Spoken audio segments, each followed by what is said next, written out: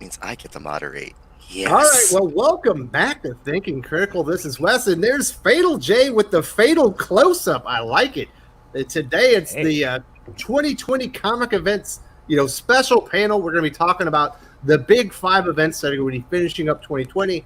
Obviously, we got Empyre already going on, Dark Knight's Death Metal already going on, Joker War starting here in about next week. We got Ten of Swords coming up, as well as the King in Black to kind of finish up the year. And we got a great panel for you today. Doc is not in the house yet, but he will be here eventually. First off, we got in the house, new to the channel. We did a video last week. This is first time on the panel. Fatal J from the Fatal J Show. How you doing?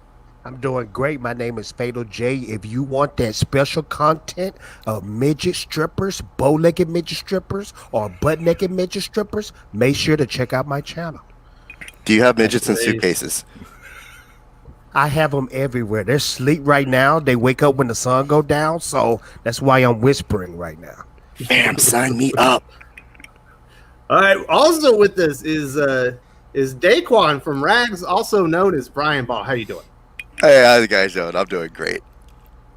Glad to have you with us. And then we've also got is it Heel Yule? Is that what they're calling you in the wrestling community? Yeah, I have a show that I'm on called the Wrestling Council. It's on a couple stations, so it's a little funky. But when I get into a little angry mode, I'm being called Heel Yule, and they make me put on sunglasses. So now there is that. There you go. Boom. Boom. Are you like NWO Black for life? Is that what it is? No, it's nothing like that. You know what I'm saying? They just weren't cool enough when the Wolfpack came around, so... For life. For life.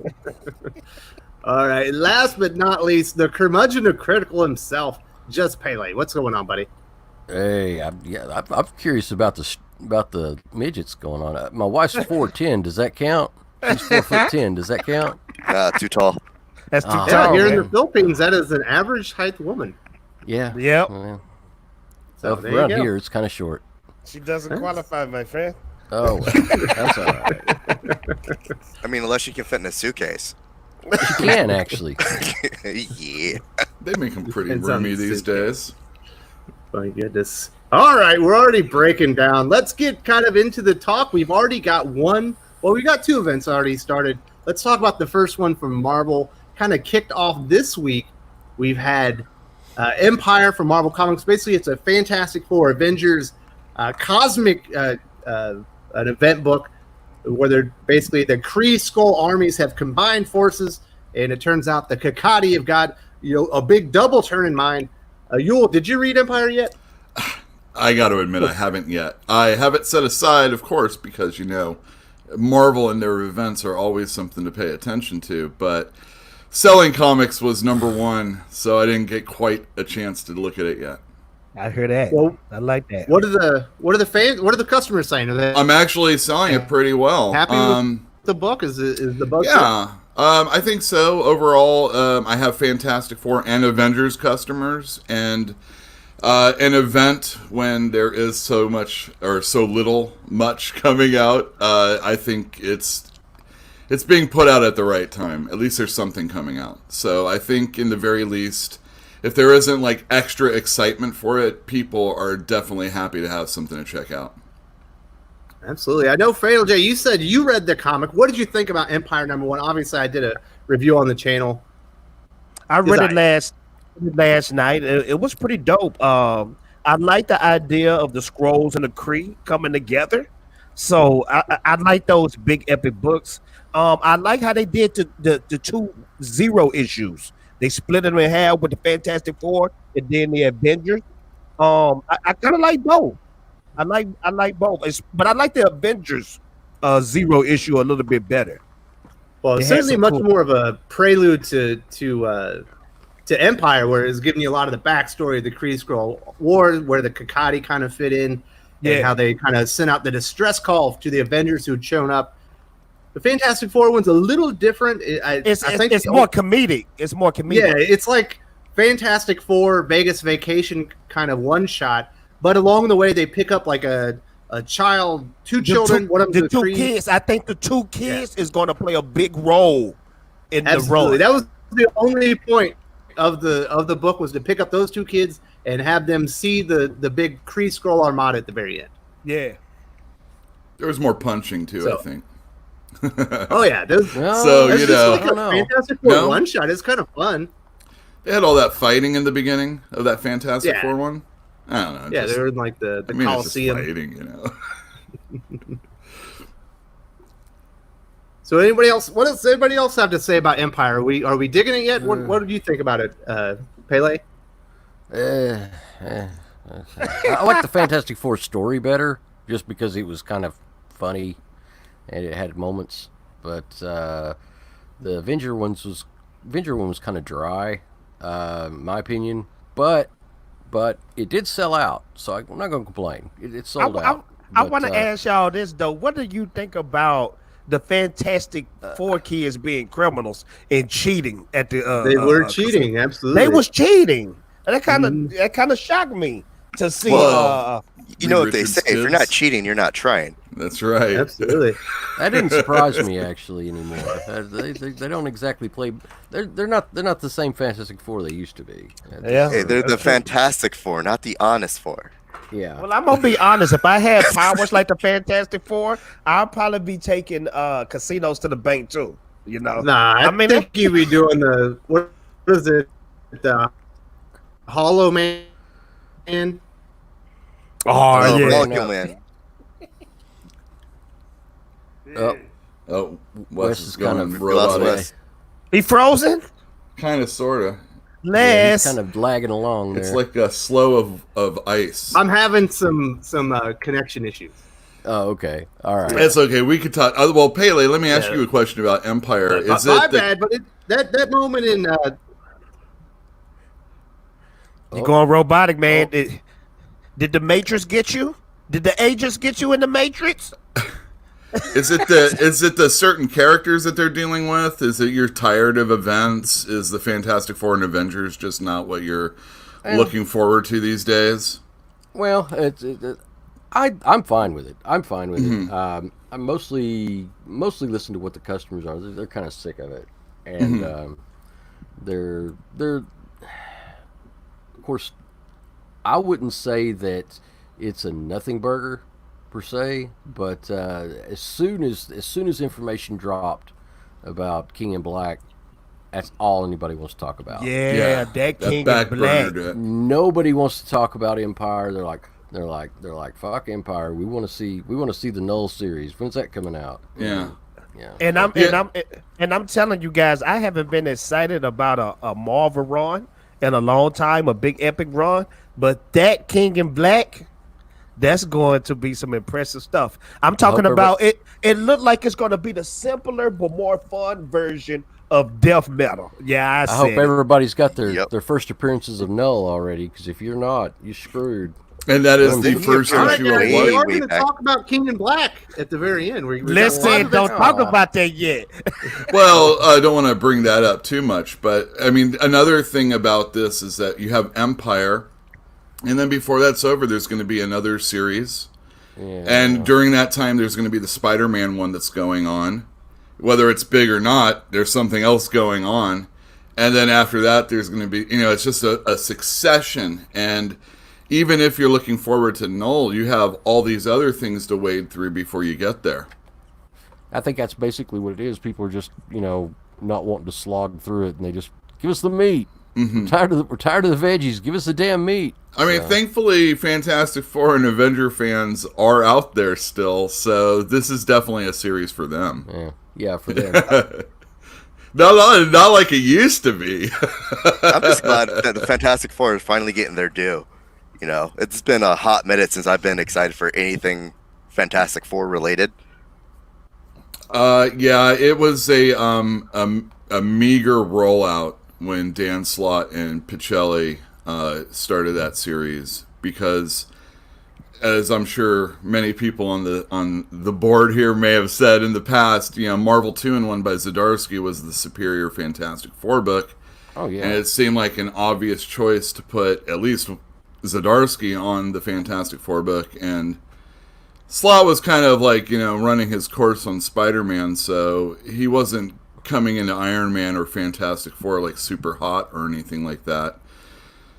It was the worst number one I can think of in the last 5 years. It was disappointing for sure. It was this big, oversized $8 nothing.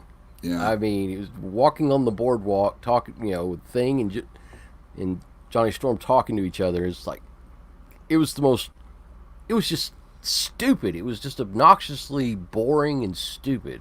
Mm-hmm. And actually had people, turned out that was the better book than Iron Man, though. Much better book. Well, it wasn't like maliciously bad. It was just, kind of boring. Right. But Iron Man's like it was kind of like comparing normal garbage to burning garbage. Yeah. Hey. Well, a tire fire. It's something to gather around. Keeps you warm at night. Exactly. So I did get a lot of feedback from my review, and this is what one of the channel viewers had to say about this. I think this is from BDSC Avenger. He said, because I don't really recommend it because I think that they give away the big plot twist at the end. I think they give it away on the 4th page just by the way the events happen. He says, "You got to be kidding me. This is the best Marvel story since Infinity Gauntlet, Operation Galactic Storm, and Black Mirror." I said, slow your roll, homie. What do you think, Yule? Is this the best Marvel event since, Infinity Gauntlet? I am not a fan of Galactic Storm, so as far as that comment's concerned, no, I'm just joking. To each their own, I guess. Maybe I would like to know, and I don't mind to say it in a jerky way, but since I have age on most people, I'd like to see how old this person is, and maybe they read all those books in succession and don't have like the years of wading through the muck like a lot of us have. And they're like, oh wow, this book is just as good as these things. Yeah, well, you didn't read all the in between and all the other stuff that's out there. You just read the ones that Marvel's like putting out there so you can read. Yeah. But I could think just recently, Absolute Carnage, while it was disappointing when it turned out that it was kind of like a prelude to the next event, was actually pretty damn good. Even the tie-ins on that one weren't completely worthless. And then I can just go back to Civil War, which certainly isn't quite as old as all of these, and that one's like, this isn't better than Civil War. I agree. To me, Civil War is the last. The second for war. The first one. Civil War 1. Yeah. Civil War 1 was good up until that ending. Yeah. I think Civil War is that last good epic Marvel run that they did, in my opinion. Yeah, that was the last big event that felt like it. The last big House of event. X Powers of 10, maybe, if you consider I was about to say House of X Powers of 10 for me is probably the best Marvel series. Combine them together, best Marvel series in the last 5 years. Which was the Marvel series? I forgot where. I think it was the Red Witch. She wiped out every mutant powers. House of M. Was House of M came after or before Civil War?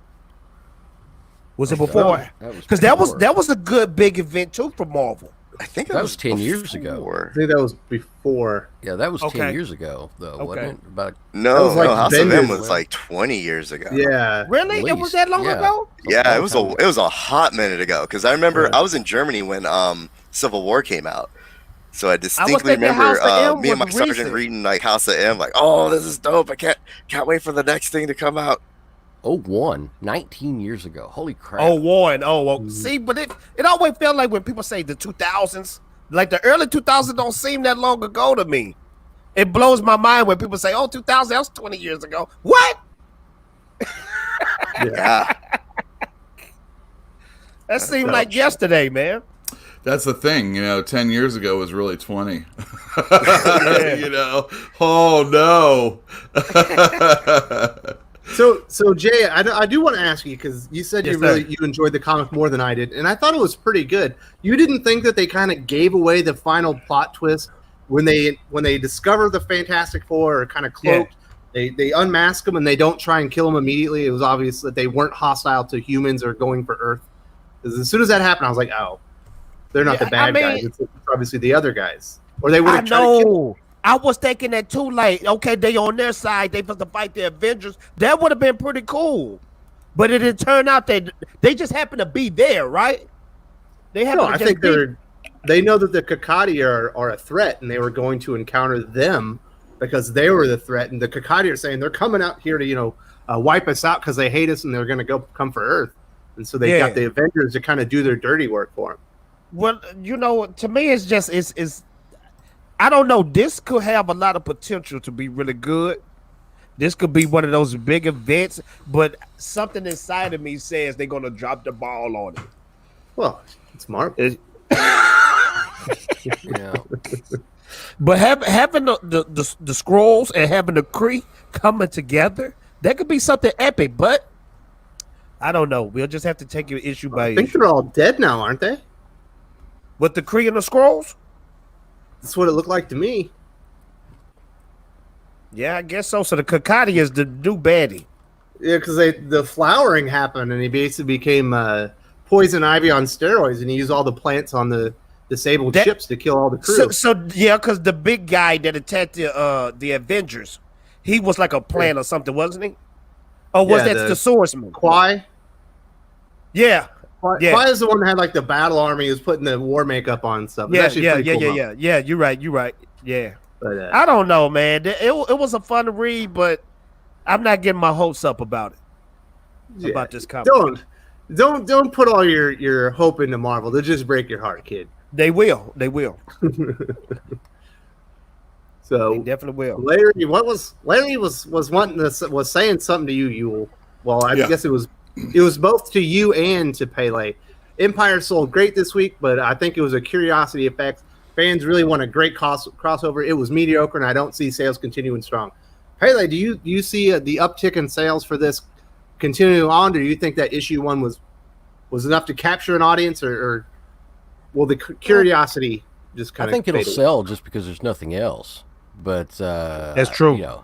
There's people out there that are just going to want the series, and they're going to keep buying the series. I don't see that it's going to be a failure. It's not going to be a raging success. It's just it is what it is, and it's available. It'll be War of the Realms. Kind of like that's going on. Okay, I'll buy it. I'm ordering it less than War of the Realms right now. Yeah. I'm happy with the numbers I'm ordering. Mm-hmm. Like if I can sell out stuff like that, that's gonna be magic. I'm gonna be ordering at least 3 times more of that. So mm-hmm. I'm just basically I'm buying to sell through. I'm not buying to have back issues. Exactly. If that says anything. So Yule, as someone that's selling comics and probably has a healthy interest in what Marvel is doing, does it feel like maybe there's too many plant-based villains right now? Obviously, they're all the rage over an X-Men, X-Force. Now we've got, Poison Ivy on steroids on the moon. Is like, can we get away from the plant-based villains? No, I think plant humanoids or plant people beings on Earth are the easiest to exploit. They don't talk back. They don't text. They don't get on social media or anything like that. I think plants are the new bad guys for the future. I think that's the way to go. Or maybe they're setting Groot up to be the hero that we've always needed. Oh, well, that could be. Maybe he's just the one plant thing we can totally get behind.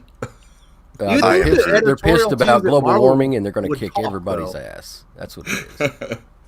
Or maybe the editorial teams would be like, okay, let's not use these plant villains yet. We got this big Empyre event where he's basically going to be using plants to destroy everything. So maybe let's hold off on horticulture and the plant worshipping cult thing and Terra Verde and bring that stuff in later, because shouldn't they be related? There needs to be a real. I know he gets brought up like he's a god, and I understand some people feel this way, but bringing up Jim Shooter isn't always that. But in this situation, he had total control over what was going on, and it was like, hey, you can't do this, And I'm sure there were things that slipped through anyway, with writers being editors back then, but.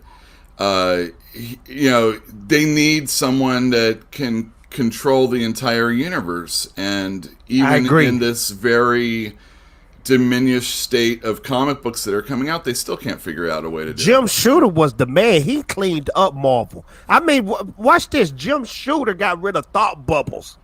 Thought bubbles. Don't upset me. He said, I don't want any more thought bubbles in comics, period. I like Jim Shooter is the man, man. I agree. Marvel needs Jim Shooter back. He made Marvel rich. I would put on sunglasses right now to talk to you about the thought bubbles, but it's Wes's show. Okay. We don't need Heal Yule yet because we do have some other events to talk about. I will say this. I do think Empyre has promise. I would have recommended the comic if I didn't think they gave away the big twist at the very beginning. And then I thought in the big action scene, there were too many character close-ups when you have this huge space battle going on. They needed to have like the establishing shot with the characters on the side kind of thing rather than all these close-ups because you couldn't really get a good feel of what was actually going on. But that was just my feeling on Empyre. I think it does have promise. It's not nearly the shit show I expected, and hopefully it only gets better. So let's talk about the other big event that's already going on right now. This one's over at DC Comics. The second issue released this month. Obviously, we're talking about Dark Knight's Death Metal, Scott Snyder, Greg Capullo, the sequel to Dark Knight's Metal. Very Batman Who Laughs centric. Obviously, the big villain in this one is Batman Who Laughs, but also what's her name? Punchline? No, the lady that's eating multiverses right now. Go for it. You talking about behind the source wall? The Perpetua. Perpetua is the big one right now. Talk about it. I was close. It had a P in it. Hey, can I be the oddball out of the group? Sure. Death metal is too much. You're not the oddball. You're not the oddball. It's like insanity. Like, okay, whatever cool we can put in here, we're gonna put in here. I don't care if it's Batman and Superman together as robots. We're gonna put it in there. I'm like, this is too much. Well, in fairness, I think that Batman Superman robot is actually a missile or some type of plane. I'm not gonna lie. Don't get me wrong. That was cool seeing that, but it's too much. But it is a lot. You got a weird version of Batman Beyond called the Beyonder. You got the Joker B-Rex. You got the Joker who laughs turned into he turned into Dr. Manhattan. Batman. Yeah, Adam.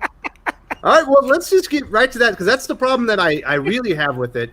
Besides Perpetua, I think being completely boring and whatever, is the Batman Who Laughs. I was so excited in the first issue. They finally killed him off. Obviously, Wonder Woman's got the invisible chainsaw, takes him out of the equation. Obviously, by the end of the issue, they show you that he's got a backup plan, which is a Dr. Manhattan body. Turns out that is a Dr. Manhattan that's been combined with Bruce Wayne. How anyone could ever defeat that being, let alone the Batman Who Laughs, no matter how powerful he is. And they put his brain in there, and I'm just like, great. It's too much. I think if they slow things down, I'm talking about they going 1,000 miles per hour. Slow it down to 50 miles per hour.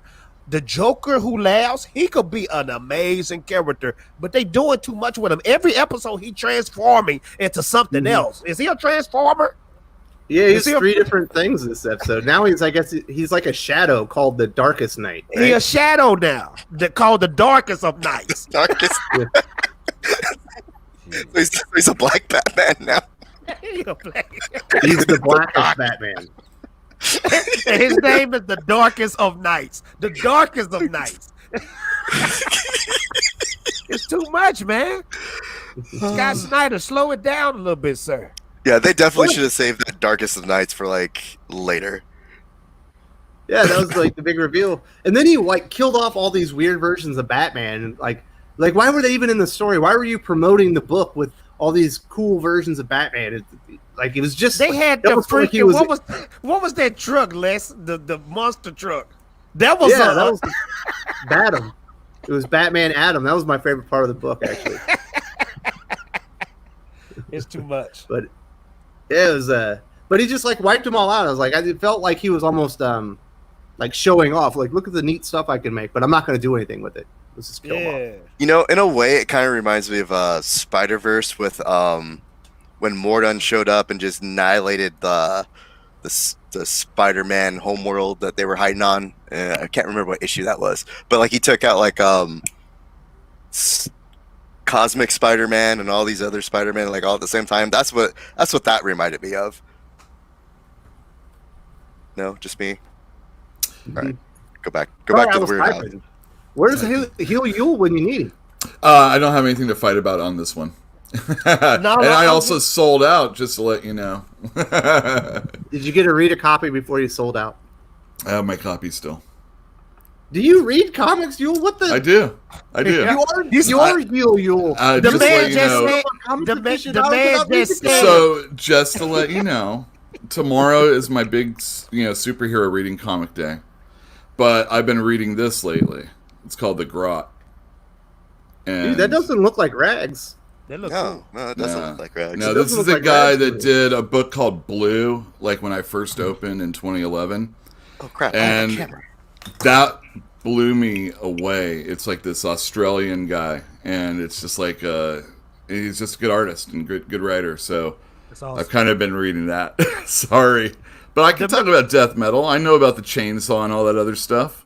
The man just said in the beginning he's more interested in selling than reading right now. Well, it's important to sell, definitely. And I'm like, I'm watching these metals. If they don't sell, they curl like immediately. Because of the special covers. Yeah. So, what did you think about the death metal cover versus the Marvel Wednesday specials? I'd rather it been like that because they put some crazy coating on it, and it shines in the light rather than just blank nothingness, basically. Because I saw Larry's picture of his Marvel specials, and they look like they're all warped out. They look like it was like tissue paper or something. Oh, I didn't order enough for anything like that to happen, so I probably should have in retrospect, because some of the comics I didn't get in, and I did get the variants. So unfortunately, I'm waiting on some. So things like Immortal Hulk. It's the Diamond shipment. All my DC stuff comes in through Lunar. But I want to add this in real quick. I think the only reason why we have death metal is because Scott Snyder and Greg Capullo, they just want to give us their rock star version of Batman and Justice League. This is just their excuse to give us a rock and roll version of those characters. That's the only thing I see. But it's I can pretty much say it's insanity inside of a comic book, and it's not good. It could be fun for younger kids, but for older readers, no, it's too much. It's just too frenetic a pace. You got to slow it down. You think there should be some slow beats and stuff like that? Well, maybe that's what the third issue will be. They're going so fast that they have to jam a lot of exposition into it, and it really breaks up the story in a bad way, where you're like, sweet, 2 pages of nothing but words, and then maybe something cool will happen. So yeah, it's all over the place for me. I agree with Brian though. It's death metal, man. This is wait till you get that speed metal comic book. That better be even faster. The next comic that we talk about, though, I think they're going to do it the death metal way, but they're going to do it the right way, too. I think it's going to be less insanity, way less insanity. But I'm not going to speak on that just yet, because I know we got to finish talking about death metal. All right. Are you trying to jump ahead on top? No, he's giving you a cue here. All I can say is Donny Crates look like he's going to do it right. He's going to do it right with death metal. With the death metal thing. He's going to do it fatally right. Yeah. Yeah. Do you think it's going to touch Shattered Grid? I know you're a big fan of Shattered Grid. Are any of these going to touch that? I don't think so, because Shattered Grid was more simpler. It was more simple. It's just too much going on, and people can't keep up with that. They'll just give up on it, stop reading it. I don't know what Scott Snyder has planned in his head. Do he just want to make this the most epic of all epic big events in DC? I don't think it's going to work out. I don't think it is either. But people love Snyder Capullo. Obviously, the art's amazing. Oh, what they did with Court of Owls was magnificent. Like, to me, Court of Owls, that run, that was the last great Batman big event. But this right here, it doesn't do much for me. Well, there you go. So, Pele, what did you think of Dark Knight's Death Metal? Did you? Obviously, it sounds like sales were very robust. Are your customers all in on this bad boy? I ordered basically what people ordered, for pulls, because Death Metal just doesn't sell here. It doesn't, this is mostly Marvel area, and DC sells reasonably well for like regular continuity, but off continuity stuff. I'm just now able to get people to start buying Deceased. But stuff like Death Metal just really doesn't sell that well here. So I think I ordered like 30 copies, 35 copies, something like that, and it sold through. And I'll probably I'm not going to change anything as far as the FOB. So sorry, I'm fixing the ticker, guys. I'll be right back. But yeah, it's not a really big seller here. It's just kind of it's there, But I do think that yeah, it's a little crazy. It's a little too weird, I think, for a lot of people, as far as my customers are concerned. They're just not really into that as much. All right, so we did have a viewer comment, and this is what Eric Ton said. DC is milking the series dry. I feel the way the company is organizing their characters is slapping Batman, Wonder Woman, and Superman. Overall, it feels like a ripoff of Fear itself. I agree. I absolutely agree. Yeah, like with all the hammers and everything. Is that what that was? Or swords. Wait, Fear itself? Fear itself was all the hammers. Yeah, okay. I was making an X of swords. Or joke. swords. I thought it was like clicking, but I just wanted to make sure I was right. So you're saying Wolverine need with a sword, but absolutely this. DC has this habit of hey, we have this cool thing that works. Let's milk it for every last dime we possibly can until it gets boring. That's where I feel Death Metal is on its way of going with the Batman Who Laughs, or he's the Darkest Knight now, I guess. But totally agree. It's just kind of chaotic and stupid. That's my personal opinion. It's not something that interests me, but if somebody likes it, that's fine. But I don't get into it. But if somebody wants it, I'll definitely sell it to them. Well, both companies definitely keep redoing the same events. There's a reason, like last year's best-selling Spider-Man story was Hunted, which is basically Craven's Last Hunt. Every year you get an Infinity Stones, event type thing. This year it's supposed to be a bunch of annuals. They kind of just redo the same stuff over and over. And every year you get a new year one story from somewhere in DC. They definitely redo the same stuff over and over. Right. They really need like a new event. Like, trust me, if Marvel were to get me in there, the first event I would have is like Marvel Midgets. You get Fatal J on that bad boy. I'm telling you, when it comes to midgets, that's when the money start pouring in. So hey guys, pay attention. He just said some great stuff. They had mini Marvels. That was pretty much the same. No, it wasn't the same. They weren't midgets. They weren't midgets. Just think like midget Spider-Man or midget Miles Morales. I already am. Their cat variants. Do you think they could do something similar, but just with little people? That's what the Tsum Tsum ones were, right? Yeah, the Tsum Tsum. No, we're talking like that's me. No, we're talking something different. Like we'll get like what's that chick's name? Marconi. The chick, a Superior Spider-Man was dating for a little bit. Marina Marconi, where she was like the scientist. We'll get her leading like a team of just superpowered midgets. Look, let me tell you something. History always repeats itself and proves itself. Okay, when you watch Austin Powers, who was the main star of the show? Was it Austin Power or Mini Me? Mini Me. Okay. When you watch The Hobbit, who was the main star? Frodo Baggins or Sauron, the evil villain? Frodo. I don't know if I agree with your two people you're pointing out, though. Hey, don't disrespect my man's like this. He's making a solid point. He's on a roll, Yule. Oh, go keep going. Tell me more. I'm just saying, man, little people are the most awesome people in the world. Marvel and DC, we're looking for that big event where you put little people in there. No, we want a small event. Yeah, it's the biggest little event in the world. I'm telling you, Marvel Vision. I'm gonna get drunk and write that. That's gonna be dope. Yeah, you better hurry up because Marvel can crap that stuff out if they want to. Yule, that would be. I want to ask you a question. Heavily on wrestling lore. Remember when you had the little DX and? Oh yeah, sure. I want to ask you a question. What was Ron Howard's best movie? I guess you're gonna say Willow.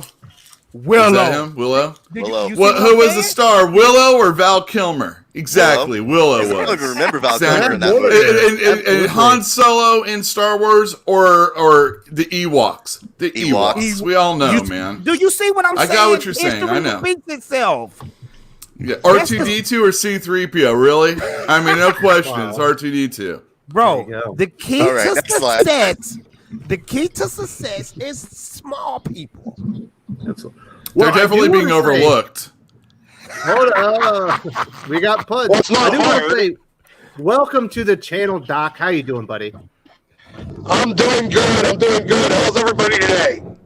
You on the road? Your audio is jacked. He sound like he on the road. My audio is that terrible?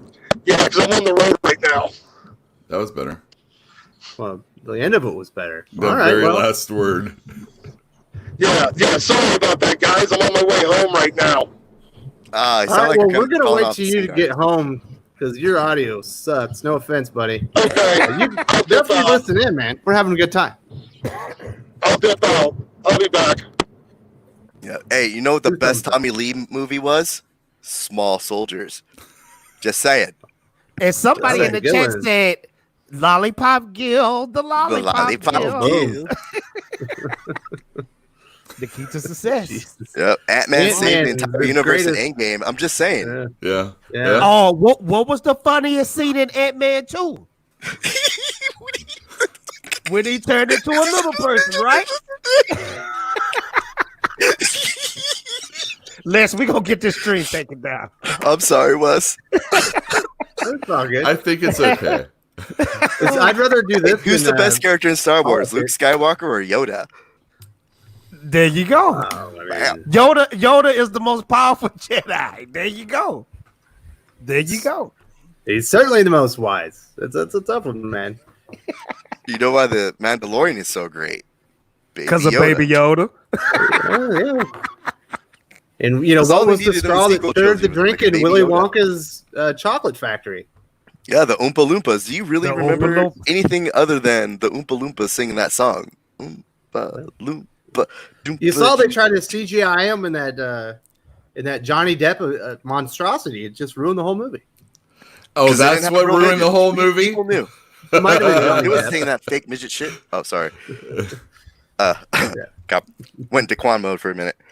Yeah, there we go. All right. Well, do we have anything else to say about Dark Knight's death metal since we've been?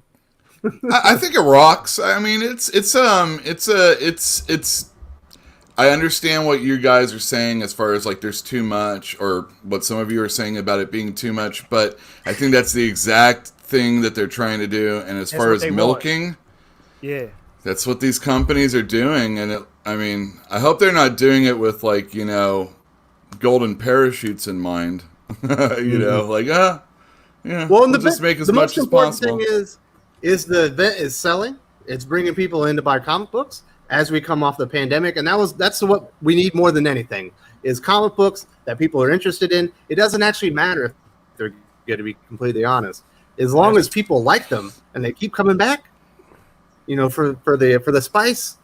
That's the only thing that really matters right now, to be honest. Yeah. Completely agree. Even if it's to bring the fandom together to argue whether or not it's good or bad, as long as it's selling, as long as the shops are healthy, I'm all for it. Well, yeah. That's a real argument argument. I say argument like you're fighting. That's a real conversation that goes on in a comic store. It's like I'm buying this, but I don't like it, or I'm buying this and I don't really get what's going on, or all the other things that can happen. And you have these conversations with people, and at least you have these conversations with people. Having none is a lot worse. Amen. Yeah, I think that's one of the ways that House of X Powers of 10 really changed people's expectations for big comic events, where you kind of got through the first 4 issues and everyone was confused and like, man, should I stop reading this? This is ridiculous. And then it paid off so amazingly that you're like, oh yes, this stuff can all come together and be like one of the greatest comic stories of all time. And now people kind of expect that now. And they forget that it doesn't happen that often. But they really just, everything connects and you just get something amazing by the end. Mm-hmm. Mm-hmm. So with that in mind, we will move our way over to Ten of Swords, the big X-Men event that's coming up directly after Empyre. Obviously, we're getting a lot of information on Ten of Swords. It's going to involve the original 4 Horsemen of Apocalypse. Yul, we did a video on it the other day. I can't believe you didn't recognize the Son of War. I am pathetic now, I guess, is what it is. I never thought I was an old X-Men fan, but obviously there was gaps in my knowledge. And, upon looking at characters that look like other characters, I just don't know who they are sometimes anymore.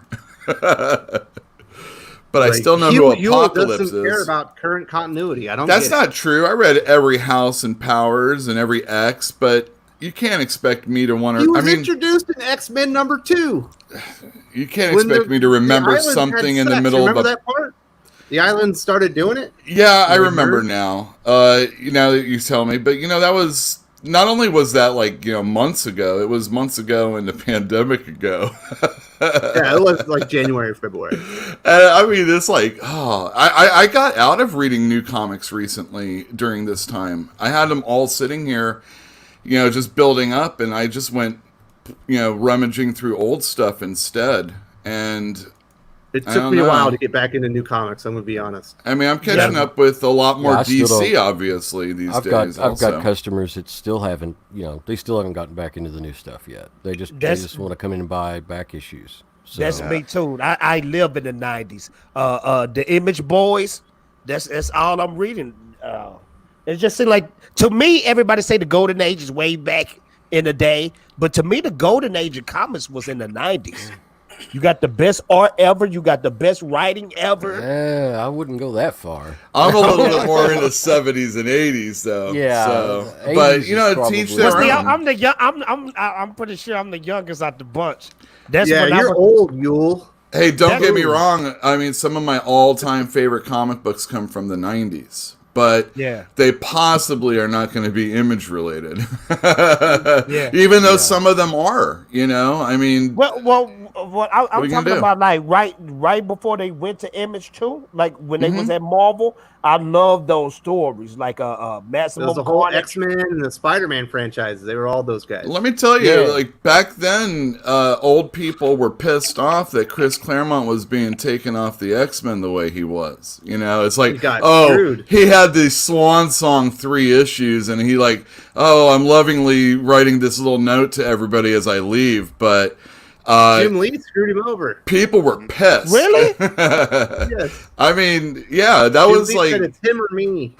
Oh, really? I didn't know it went down like that because I always thought Chris Claremont and Jim Lee was bounced. I thought they was friends. That's crazy.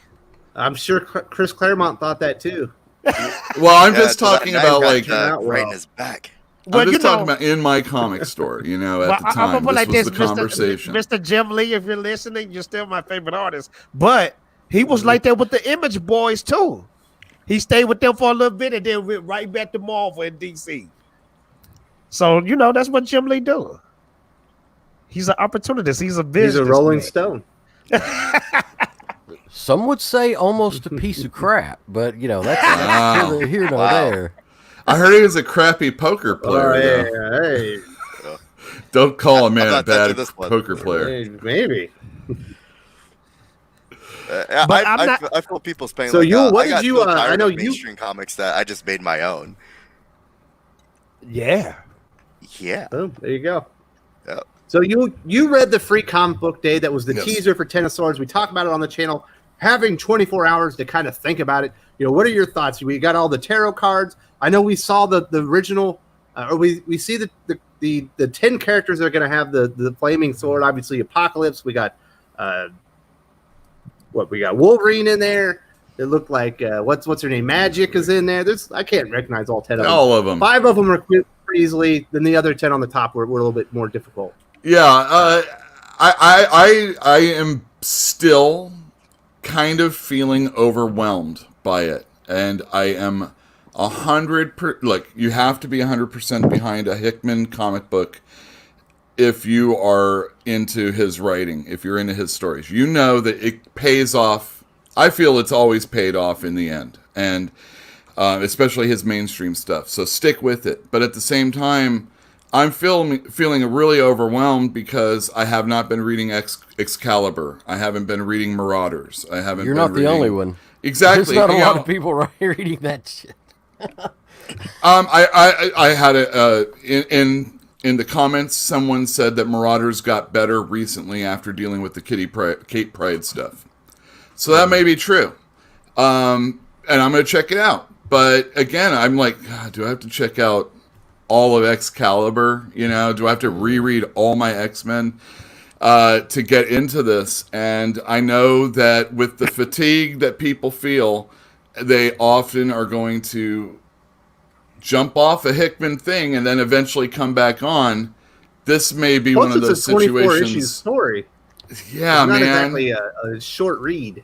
And it's not going to be all Hickman writing it either. So yes. I'm hoping. I don't know how it's being set up. 6 issues are being written by Teenie Howard. I mean, if it's Excalibur, it is. Yeah. Oh God, you know. Well, it's like just stab me in the head already. I mean, yeah, wow. I feel the same way. But I mean, that's just me. I mean, I know people that like her work, but even if I did, the Excalibur team has, even back in the 90s, was never anything I was into. And, you know, I'm not into it now either. I read 2 issues and I was like, this is trash. Like, this is boring. Mm-hmm. Yeah, Magic. I mean, you're mute. I don't. Which one is Excalibur? Is that the one with Nightcrawler is the leader of the team?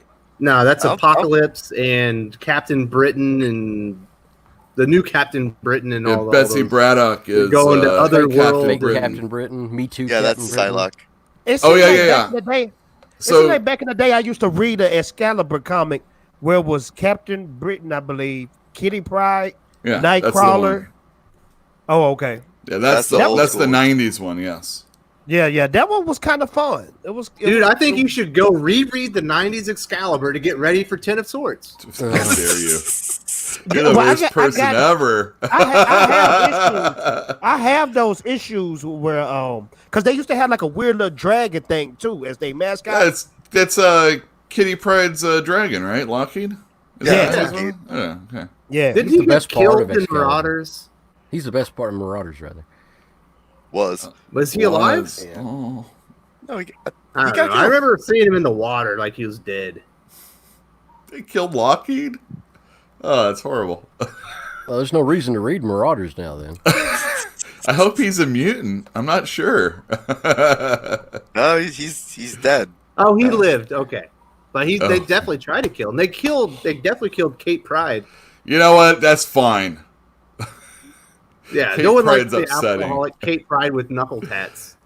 She can get a little drunk. I mean, you know, she's Wolverine. She's a Wolverine protege. I don't have a problem with that. But yeah, those knuckle tats was a bridge too far for me. You guys know what S-Man character I want them to start using, and I might become a writer just to write him in his own series. Remember Strongman? Yeah. Oh God, no! I want Strongman back. Talking about the really fat guy with the funky hair and He used to have. Remember, he was bald headed, but he had that one little hair come out, and he had those little round glasses. I want Strongman back. Give us Strongman. And Kenneth, thank you for the $20 super chat, sir. Absolutely. So I jumped on that. Kenneth Dowling with the $20 super chat. Unfortunately, I dropped X-Men as a monthly. I think Hickman is a cool writer with fascinating concepts, but I don't know where he's going. That makes 2 of us. And the other titles I was never interested in. Ten of Swords, I'm sorry, but you can have it. It's a huge investment to get into. 24 issues spanning like New Mutants, Excalibur, Marauders, a bunch of titles I have no interest in reading. I think Hellions is in there. Wasn't exactly impressed by that one either. There are some, I'm still reading X-Men, X-Force, and Wolverine, but they're definitely wanting you to buy a bunch of crap that I'm not all that interested in. All combined, you're talking about $115 to buy this event. And it's like, Jesus. But that's all there's going to be out there, ridiculous. So Yeah, for like $115, I'll send you my entire back issue catalog. This is no, and that's the problem with stuff like this is if you're talking about like a six issue series or something like that with about 5 or 6 tie-ins or something, people will invest into that.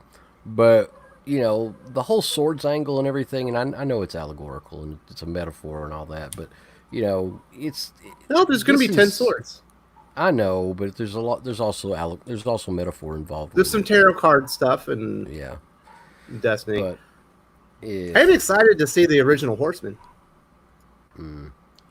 I think Kenneth is right. Is exactly what we're pretty much saying or what I'm saying is how I'm feeling when I feel that 10 of Swords preview. It's just I'm overwhelmed, and even though I like Hickman,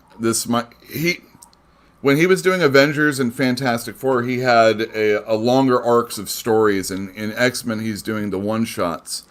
And usually I'm down with the one-shots, but because they aren't, there isn't like one really cohesive story, I think it is hurting it also. Mm-hmm. I agree with you. True. So I do want to say thank you very much to Kenneth Dowling. Very much appreciate the super chat. And we do have a viewer comment on this one that I think it kind of falls right in with this. This is from Johnny Sci-Fi. Unfortunately, I only read the main title, New Mutants, and giant size one-shots. That's all I'm bothered to read. And I think that is going to be a big inhibitor for people to come in on this event because I'm not reading Marauders. I'm not reading, I'm not going to go read Excalibur. I don't care. I'm not reading New Mutants, and I'm not reading Hellions. Well, maybe Hellions. I read the first issue, and I'm going to try the second one, but I'm not going back for that stuff. Like, you couldn't bring me back, and Ten of Swords certainly isn't going to do it. Brian, do you see people maybe coming back to these X-Men titles that they have dropped, so they can go all in on this 24 event book? No, I'm not seeing that happen. There's just too many X-Men titles right now, too many tie-ins just to see a book with Wolverine with a sword, in my opinion. And at the end of the day, they forget this too, fellas. We comic book readers. We not novel readers. We can't read that much dialogue like that. That's not what comic heads do. We want to see some dope story. We want to see dope story. We want to see dope action, and that's it. We don't need a whole novel. We don't need 1,000-word bubbles on the pages. It'll make us lose our interest. I think comic book readers all have ADD. Like you got to grab our attention, man. There's a reason why Alan Moore. There's a reason why Alan Moore was so famous, though. He was a damn good writer. A good writer can get away with a lot of things. That's true. Right. That's true. And if you set up your story right, you can have pages with just no dialogue and just sell the story by itself. But how many Alan Moores do we have these days? We got all these freaking SJW writers. And excuse me for putting some light on that, but I thought you liked Donny Cates. He's an exception, I think. I like Donny Cates. I love Donny Cates. Donny Cates, like, as much shit as people give him, his stories, like, they pay off very, very well. Out of all the new writers in the game, Donny Cates, I rock with him. I really like his stuff. He's got a good ability to break down stories into little pieces and explain them individually instead of trying to do it all at once and overwhelming where it doesn't come off as like he's just shoving the story down his throat. Kind of something like Brian Michael Bendis tends to do, where he just has these long pages of just, oh God, even word the stuff we were talking about Death Metal with Snyder, like he's just giving too much information. Donnie does a good job of like compartmenting it and give you the information when you need it, so it doesn't feel like you're just overwhelmed with info. Yeah, Doc's right. What does Wolverine need with a sword? I mean, but when you got freaking claws, that's dumb. Like what? And I do want to say this is what I know. I noticed this real quick. I noticed with Marvel and DC. What's up with this King Arthur type stuff they putting out in these comics now? Have y'all noticed that? Like I just don't understand it though. Well, I don't understand is a lot of author or writers I've seen do like the Josh Whedon sort of writing style, and this may get me killed, but I am absolutely not a fan of Buffy or Josh Whedon at all, and I just absolutely hate that style of writing where everything has to be like. I'm right with you. You know, I actually like the Buffy movie. I like the Buffy movie. I like rather the Buffy than the movie. Buffy. Yeah. So Wes, you liked Firefly, so you should probably check out Outlaw Star because it's the exact same thing but better. You talking about Outlaw Star the anime? It is not better. Oh my god. Way better. No, it's not. Star. Oh my god. Is that on Netflix? Where do I find it? No, it ain't on Netflix. It's Netflix. something you'll probably have to find on the ocean, the 7 seas. Okay, I got you. Do you know what I mean? The 7 seas. I got you. I think we all know what you mean. Yeah. You know what? I take that back. Outlaw Star is on YouTube. You can check it out on YouTube. Oh snap! Well, yeah, and I'm talking about episode by YouTube. episode. I'm watching Thinking Critical or Fatal J. Right. Well, hey, speaking of Fatal J, this is an excellent super chat right here. I'm Absolutely. I do want to thank Brian Ball from Rags for the $20 super chat. Marvel Midgets with Regina Rogowski crossover. Now that's a $1 million idea there, Yule. I agree. You get 3 issues of parody. Don't forget that. Parody or no pants. Or that's. What I want to know is that's your legal team. You might want to talk. Here's what I want to know about Rags: is how does she keep that so smooth there? If she got a razor. Oh yeah, what is this, like Survivor or something where they're sneaking on razors off screen? Wait till our next season. There'll be a lot more how we say this, growth, if you will. Okay. Oh man. All right. Yeah, right now, like we're kind of like under the gun, so because she ain't keeping a toe like that for like. Well, let's just say there's going to be a character named Machete. Really? What the fuck? Why are you? You guys making me Google this. I didn't see anything. Jesus. All right. Whatever. Thank you very much, Brian Ball. I really do appreciate this $20 super chat. Let's move on to a new subject. Let's go back. Like we were talking about Ten of Swords here. My goodness. So we have got a lot of covers that are coming out in October. They all look pretty exciting. They certainly have got me more excited. This is the one you said that you weren't going to read, Fatal J? Yeah, I mean, I'm going to be honest. X-Men really haven't grabbed me since Chris Claremont. I can't get into X-Men, and that's sad. Because Chris Claremont made that my favorite Marvel team.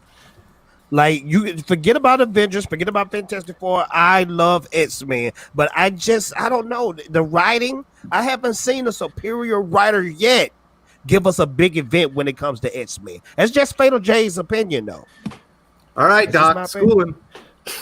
I think he's correct. The only guy that come close would have been Scotty Lobdell. Wow, that betrayal right there. You guys didn't like the Grant Morrison X-Men at all? Zero? No, I mean it was fine. He did permanent damage to the entire franchise. He did because all they did was like undo it immediately. He created useless mutants. Yeah. Well, mutants are useless. I mean, there was. No, what about Morlocks? Yes, but he mainstreamed useless mutants. The whole point of the X-Men was that the only people that would be on the X-Men are people with actual usable skill sets, because essentially Xavier was giving them room and board in exchange for being a strike team for it. Well, I know, but that philosophy was being changed at the time with the inclusion of useless mutants into the universe that still needed learning and protecting and that kind of stuff. Yes, but that's what the school was for. And right, so it became more of a school book is all, Yeah, but you had a small class. You only had a small class. He was changing the curriculum is what was going on. Okay, it doesn't make it good. It just well, makes it, all right. Well, I mean, that's just to explain the useless characters. But, yes, I but mean, it Quentin created, Quire is a cool character, right? okay, but Beak and Angel and Who did Glob? That's the one that needs to get. That's him. kicked Yeah. into the Glob. sun. Dust is there, you know. There's a lot of he did a lot of different things, and I'm a big Zorn fan. Also, well, I was a big Zorn fan. Zornito, no, Yeah. but no. The whole point is he did a lot of long-term damage. He let the genie out of the bottle, and you can't put it back. There was always the assumption that there's a lot of useless mutations out there. You just didn't bother to care about them because that wasn't the focus of the X books. Now, once you open that door and actually make it a focus of the X books, where all the useless mutants actually get a, Eye Boy and, the Shark Girl and all these other stupid, useless, pointless mutations, you make Gold it just, balls. you just make it he didn't do gold balls. No, but Use the inspiration behind Gold Balls. it starts just being the freak book instead of the actual cool book. Right, and at that point, you do something like Spider-Man of the X-Men, where Spider-Man teaches like the class for like a day and takes them on a field trip, and then has to protect the useless mutants from useless mutant stuff. Yes. Well, no heel here, but I'm going to disagree. That's all. But it caused long-term damage to the franchise. You never had to deal with. Wasn't that the whole point of the Scarlet Witch event? Was to kind of wipe out the whole all the useless mutants? Yes, but the problem is they did it wrong.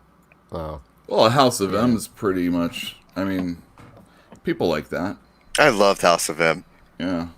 But let's get to this Bendis book that was good. I gotta interject myself here. I gotta say thank you very much to Kenneth Dowling for the $20 super chat. Recently, I've been going back to the classics. I just ordered Extinction Agenda and Dark Phoenix, both by Claremont. His work is the Bible when it comes to X-Men. He defined what the team is. Love your top 5 video, Wes and Doc. Well, thank you very much. Obviously, Doc had a lot to do with that one. He brought in the creme de la creme. I do disagree with him. I think the mutant or new X-Men as the Outlaws in the Outback, whatever. But other than that, Doc knows what he's talking about. But Kenneth is killing it right now, because the reason why I like Claremont so much, he gave us amazing stories from a teen book. Most writers cannot do teen books right. They can't make it engaging and fun and keep your attention. Chris Claremont did that, and he put that stamp on our brains when it comes to the X-Men. When we think about the X-Men, the golden era X-Men, we thinking about Chris Claremont X-Men. Yeah. Mm-hmm. He put that mushroom stamp right on Fatal Jade's brain. All our brains.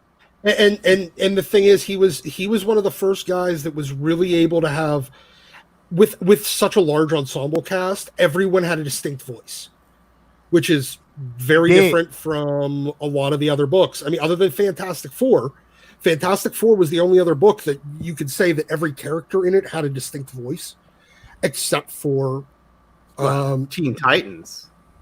But Marv Wolfman. I mean, again, Teen Titans and X-Men were the books for each respective company during their heyday. Certainly in the 80s. And because they were both doing the same type of things. But Avengers, there was never any distinct voice to a lot of the characters other than, like Cap or something. Cap. Or Thor, because he's saying verily. Yeah, and outside of him just speaking Shakespearean English and Cap talking about patriotism and being a leader all the time, you really couldn't, like, all the B and C list characters, all the rest of the ensemble, you couldn't really tell them very much apart. Unless they had like a catchphrase or something. You're right. I think. Yeah. All right. So I'm going to be right back, fellas. Yeah. So like, oh my stars and garters. You know who's saying that? Yes. And everybody that writes him is going to probably put that in now. Yeah. But you had, I mean, you couldn't tell me that there was any distinct voice between Wonder Man and Triathlon. Mm-hmm. Triathlon.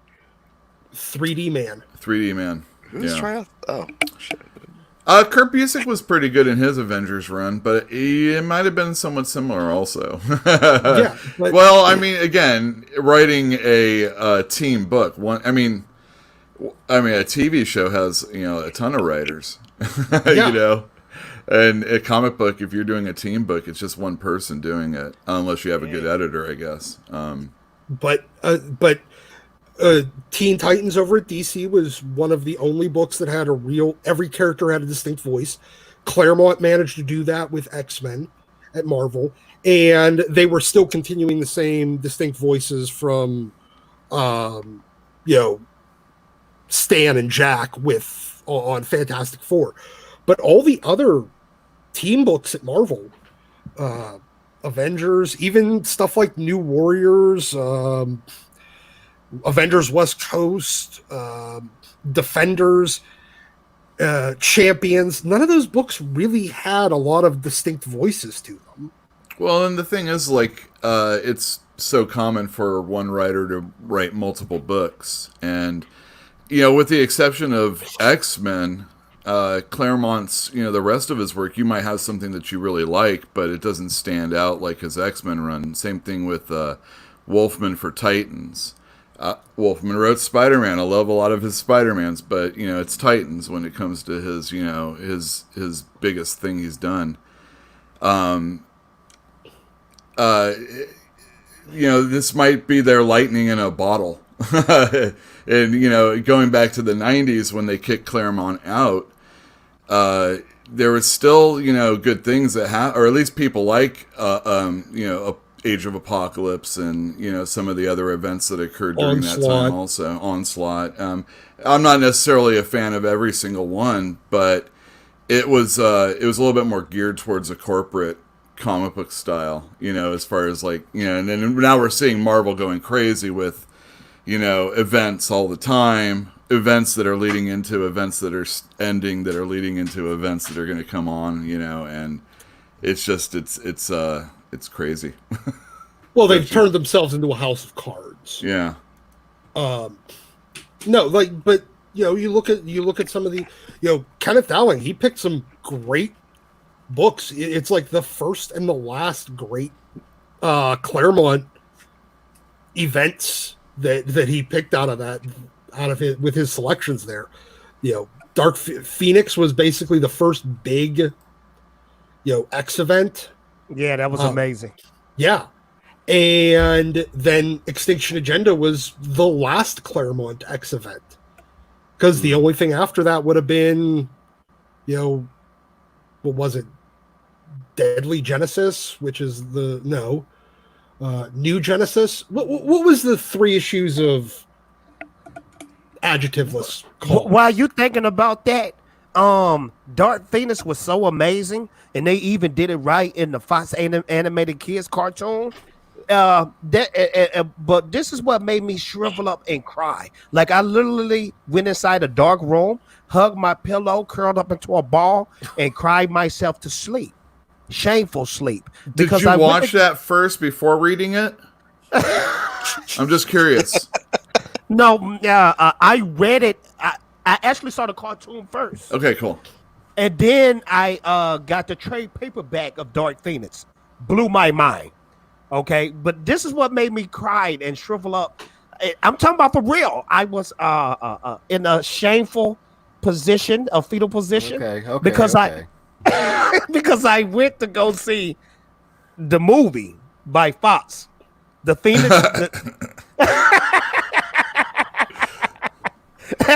And I mean, it really messed me up inside because you did Chris Claremont so dirty with this movie. This was disrespectful. This was the most horrible piece of superhero filth I ever witnessed in my life. Did y'all see that movie? Or are you talking? I saw Steel once. Which attempt at Fox's? Which of Fox's attempts at Phoenix? The last one. The most recent one. Oh, I skipped that one. That one smelled of dumpster. I saw the first third one. Yeah, the first third one. That one was bad too. Yeah, but real quick, anybody, want to say thank you to Dalapo Fayemi for this $10 super chat. We really appreciate Appreciate you here. Thank you, Critical. He says, maybe it's because I'm a new reader, but I love Dawn of X. Used to just listen to Comics Explained before, but now I buy every X-Men title, and I really like them and think they all have something cool to offer. Hey, y'all know Delapolo is my cousin. Hey, what's up, cuz? What's up, fam? Nice. What up, dude? Nah, Well, I'm glad there's people out enjoying all the X-Men books. You know, there's certainly something out there for everybody. And, you know, I've scaled down the ones that I'm reading, but I've definitely heard from the people that they think Marauders is the best X-Men book. I've heard from people that really like this new version of New Mutants after that first story arc with Beak and all that stuff that was going on, where they were going to get the King Egg and all that stuff. And then, you know, obviously Excalibur is playing huge into Ten of Swords. So all of them certainly have a part to play in it. And I'm glad you're enjoying them all. Yeah, and you know keep reading them, man. But You it's know, so easy. It's so easy to give us a great X-Men comic book. Do it like the Jim Lee and Chris Claremont way. Give us an epic writer, give us an epic artist, and bam, there you go. It's not that hard making great comics that people want to read. Well, they have some good creators on those books. I guess maybe that Chris Claremont run just really set the bar for me. Yeah, it sets the bar for everybody. That's the Maybe problem, the best comic run in the history of the industry. Yeah. I mean, because when I first picked up my first comic book, I was 7 years old, and Jim Lee X-Men #1, that was my first comic book. I saw it in the gas station, begged my dad to give it to me, and when I really got into comics, I was like, dang! I said, other comic book artists don't draw like this. I thought they all drew like that. When I first picked up X-Men #1, that comic book right there, that run, that set the bar. It set the bar for me.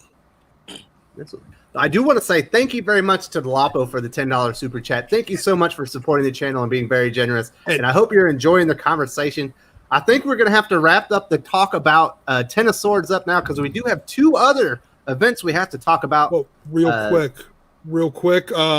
Kenneth Dowling hit it with a $2 super chat. It was Mutant Genesis. That was the 3-issue run on. Oh yeah, he did. Yeah, because giant-sized X-Men was Deadly Genesis. And then they did the Deadly Genesis miniseries from Brubaker where they had introduced the 1.5 team. So, yeah. And even the freaking video games was good. They came out around that time with Jim Lee and Chris Claremont. Y'all remember the video games? They was amazing. Oh yeah, you remember when you walked into the arcade and you heard Magneto X-Men? Yes, you knew it was on and pop. If I ever have enough space, I'm putting the 6-player version of the X-Men arcade game in my house. Absolutely. I do want to say thank you to Doc for spotting that. I'm sorry I missed that. Thank you, Kenneth Dowling. I'm glad he got you that answer. And the best character in that video game is Nightcrawler, and it's not even a question. Followed by Wolverine. No, ironically, Cyclops. Cyclops was my go-to because he had the stupid ranged ID. You're lame. Dazzler. Look, I hate Cyclops like the next man, but man, I was just unfortunately good with him. But Dazzler was the most effective character. I love Dazzler. Can we just talk real quick? Dazzler is the most underrated and underused X-Men ever, and I want her to come back like better. And I haven't really seen like a good. They did. Are you petitioning for a job? Social justice idiot. Awful. But who would you rather have? Would you have Dazzler or Jubilee? Well, Dazzler. That's actually the reason why Jubilee was created. The same way the reason why Gambit was created, it was because Dazzler and Longshot were kind of controlled by Louise Simonson and Art Adams, respectively. So Chris had to get permission every time he wanted to change something with either Dazzler and actually Shooter as well with Dazzler. But thank God, because Gambit is a cool character. Because every time he wanted to change anything with we're Dazzler, going to have to move on from X-Men here. I understand that, but I know you're holding on. So he created Gambit and Jubilee because they have very similar power sets. They did bring Dazzler back a few years ago. Bendis tried doing it. It was terrible. They stuck her in A-Force. That was terrible. And they gave Mags the one-shot Dazzler book a couple of years ago. Terrible. That was terrible. So anyway, moving on. Moving on. All right, the fourth big event we got coming in 2020 starts next week. It's Joker War. It's basically a big Bat Family book. Right now, the Joker's basically stolen the designer's grand design, stolen all of Bruce Wayne's money, stolen all of his toys. He's even stolen Dick Grayson Nightwing. He's overwritten his brain to where he thinks he was raised up as a son of the Joker. And basically, it's just Bruce Wayne with none of his resources anymore. Batman, trying to defend Gotham. And that is the big Joker War story going on right now. Yule, how excited are you for this one? I'm pretty excited, actually. It reminds, the way you set it up like that, it's very reminiscent of Nightfall. Joker's the main Batman villain, and all the stories leading up to it have been pretty good, and the art's been excellent. It's been a good series. And yeah, I think if they can like fix Dick Grayson so he's not like Rick anymore or whatever it is. Issue 75 in October, he will be Dick Grayson. Exactly. So I think like some good things are going to come from this for people that like, I guess the status quo. I don't know. But no, it should be a hot series and I'm looking forward to it. And I've read Batman. You've read Batman? I've read Batman. I've read Detective. I have not read the Nightwing stuff. So kind of like Ten of Swords, I'm not going to read every single thing, even if they try to force me to do it. But, if it's well written, I should be able to figure it out.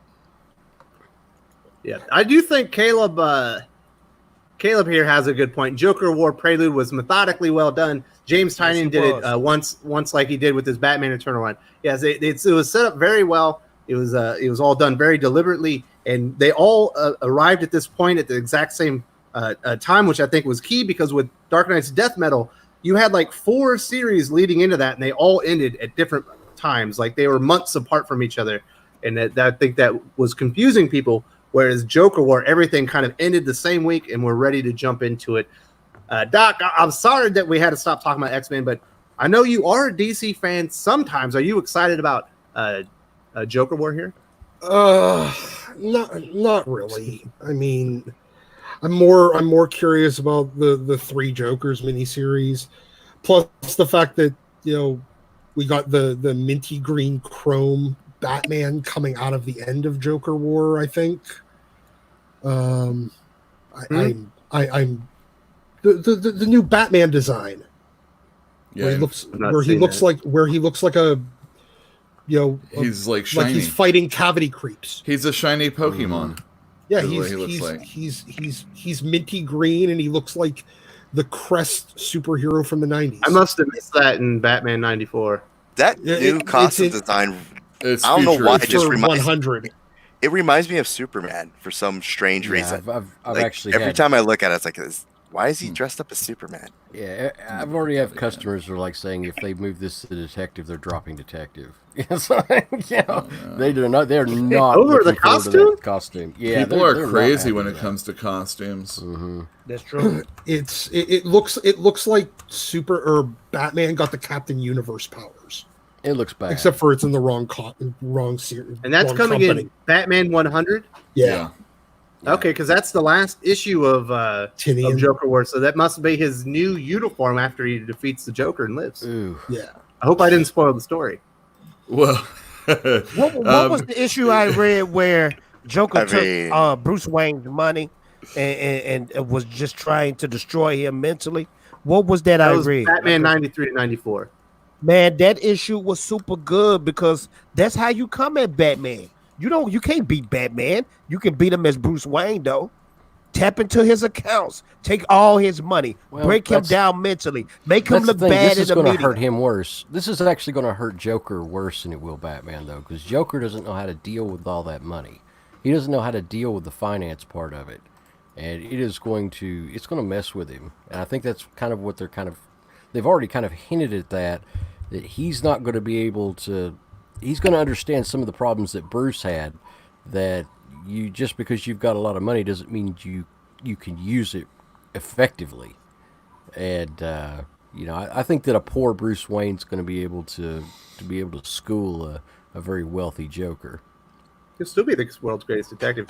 So, Pele, do you think, obviously it looks like the way they exposed the Bruce Wayne's corporations, he almost looks like he's a criminal, like he was holding them in all these weird accounts so they couldn't be tracked because he didn't want everybody to know his resources that were being dumped into Batman. Mm-hmm. Do you think when Joker War is over, is he going to be a criminal? I don't think he'll be a criminal in the eyes of Gotham, not as a character, but in the eyes of Gotham and the people. Oh yeah, they'll probably hit that angle because they'll be like, oh, he's embezzling all this money. What has he been doing with it and all that kind of stuff. That's how you should do it. That's how you should do it. There's going to be a lot of loose ends after that. And I want to see Bruce Wayne like a Bernie Madoff or somebody who's look like he been embezzling money. Go that route. That's a new, fresh. You want him to be like the world's greatest Ponzi schemer? Oh man, that would actually be dope. That would be amazing. Turns out Joker... Bruce Wayne had a Ponzi scheme the whole time, and he's stealing everybody's money to fund Batman. That's different. That's a writer who's just thought this out. Don't give us the same formula we've been getting. Make Bruce Wayne this terrible guy in the eyes of everybody. Make him into an Epstein type of character. Whoa! I can't go sign on that part. Okay, I went too far with that one. Yeah, that was way too far. You know what I mean? But a white collar crime type character. You know what I mean? Yeah, you could absolutely do something where Bruce Wayne has great intentions, but it looks like he's been embezzling all this money from people from Gotham. Like let's say he took $10 million out of a $20 million charity event and funnel that into his Batman activities. Yeah, I don't think that. Do you think I don't think they're going to go that direction. Right, or something like that. Like you can actually get real creative with that. Yes, you can. You can really make Bruce Wayne look like a evil dude. I want to see how Batman comes out of that because isn't Bruce the whole Wayne point is of Batman Gotham's most wanted, and maybe they want Batman to capture him. Yeah. That would be cool. Let's think about this. We need something simple as that. You know what? The worst thing Batman will be fighting is not a character like Darkseid. What will be the hardest villain for him to defeat is the IRS. or his reputation. His reputation is on the line. His credibility. Now that it's broken, people are looking at Bruce Wayne totally different. Let's see how Batman come out of that. Let's see how he defeats that. The people the people already don't like Bruce Wayne because he's a billionaire playboy. They can't really associate with that. I mean, but they're gonna hate his. It's not like that's not like he's liked to begin with. So, but the writer that starts.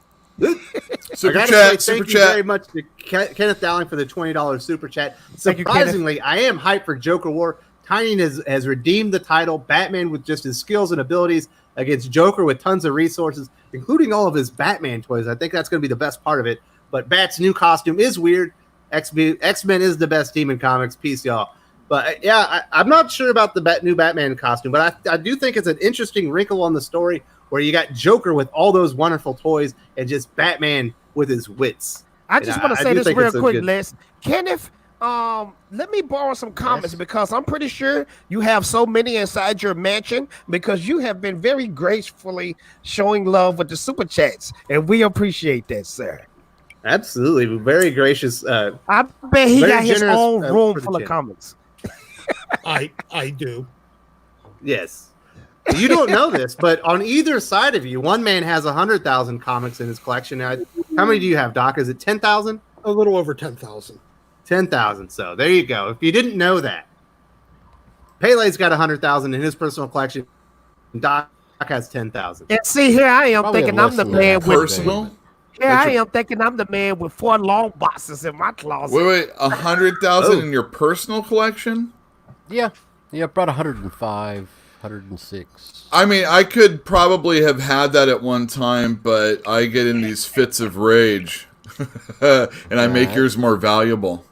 So I then go and recollect. But I have different style collections. Anyway, I'm Sorry, I dragged that off. But no, that's part of what we're doing today. Going to be whittling down and pulling a whole bunch of the like triples and stuff like that of certain issues and move them over to the store.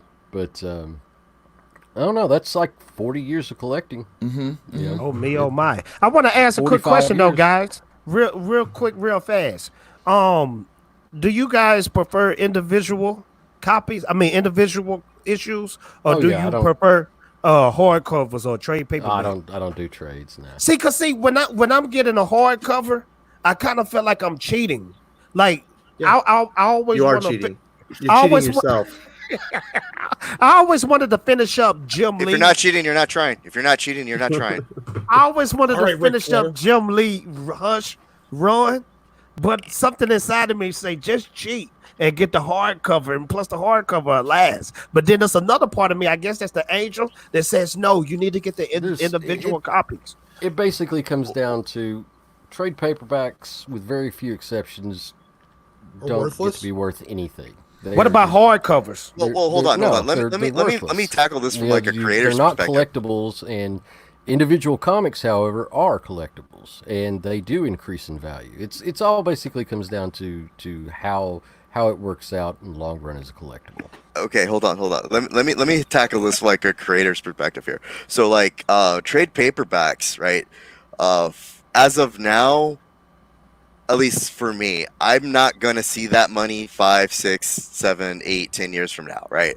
But on those individual issues, I might see that royalty check within the year. So if I'm not seeing, I mean, just something I've learned as of late, like if nobody's buying, my run because they're just waiting on the trade paperback to just binge it, that means, I'm not seeing the numbers, I'm not seeing the money, so I probably will not complete that run within. And you might never get the trade. Yeah, you might never get the trade because, hey, I don't see people buying the run because they're just waiting for the trade. Yeah. So, can I? For the guys that are like, oh, I don't buy digital because I like to feel the book in my hand. Like, I understand where you're coming from, and from the guys that are like, oh, well, I'm just gonna wait till the trade, till I pick up the thing and read it because I want to binge it all at once. Like, I get where everybody's coming from, but from a creator standpoint, like, look, if I put out maybe it's a 7-issue series, a 12-issue series, or a 24-issue series, if I don't see like numbers that are consistent or whatnot, like, and I get canceled, and you're like, well, how come this book never got the trade paperback? Because I was reading it on the Pirate 7C site. It's like, look, you weren't buying it, and we weren't seeing the numbers, and we couldn't justify continuing.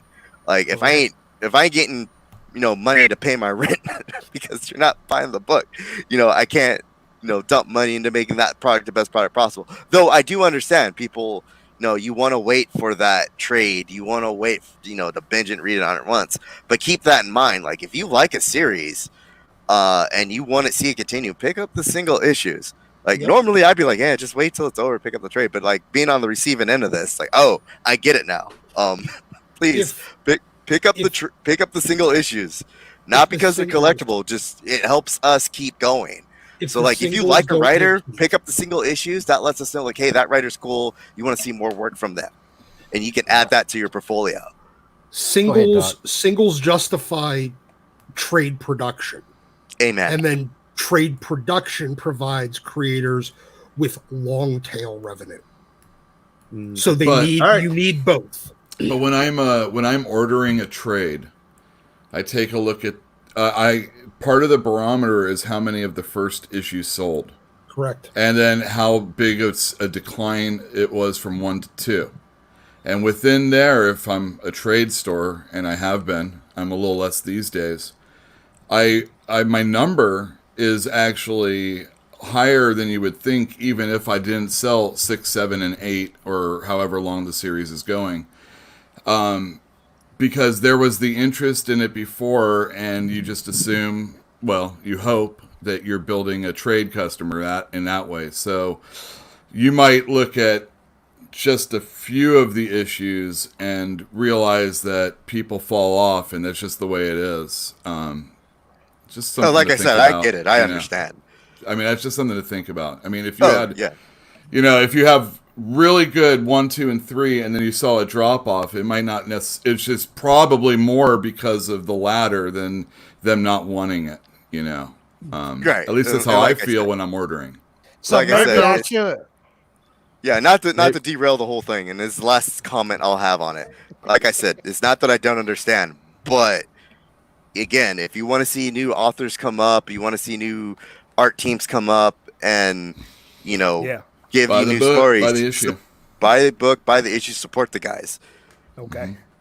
Yeah, I Nope, don't. that was it. buy- That was it. That was it. That was it. That was it. I Wes want to has say the next thank you topic. very much to Kenneth Dowling for the $20 super Thank you, chat. Thank you Kenneth. for being so for being generous and supporting the channel. We do have another super chat. This one is from Club Cosplay, the Nerds Nightclub, $5 super chat. Thank you.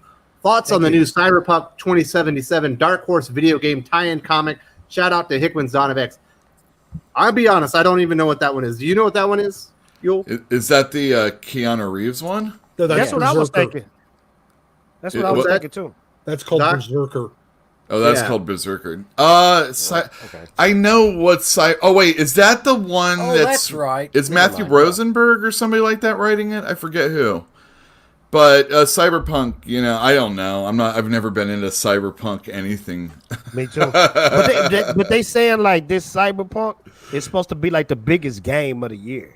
Oh, is that? And then there's this Dark Horse tie-in, obviously. Well, I mean, that's what Yeah. Dark Horse does. I'm down with, like, if I could get a program installed so that I can remember things better or just see better, I'm 100% down. So if that's the future, I welcome it.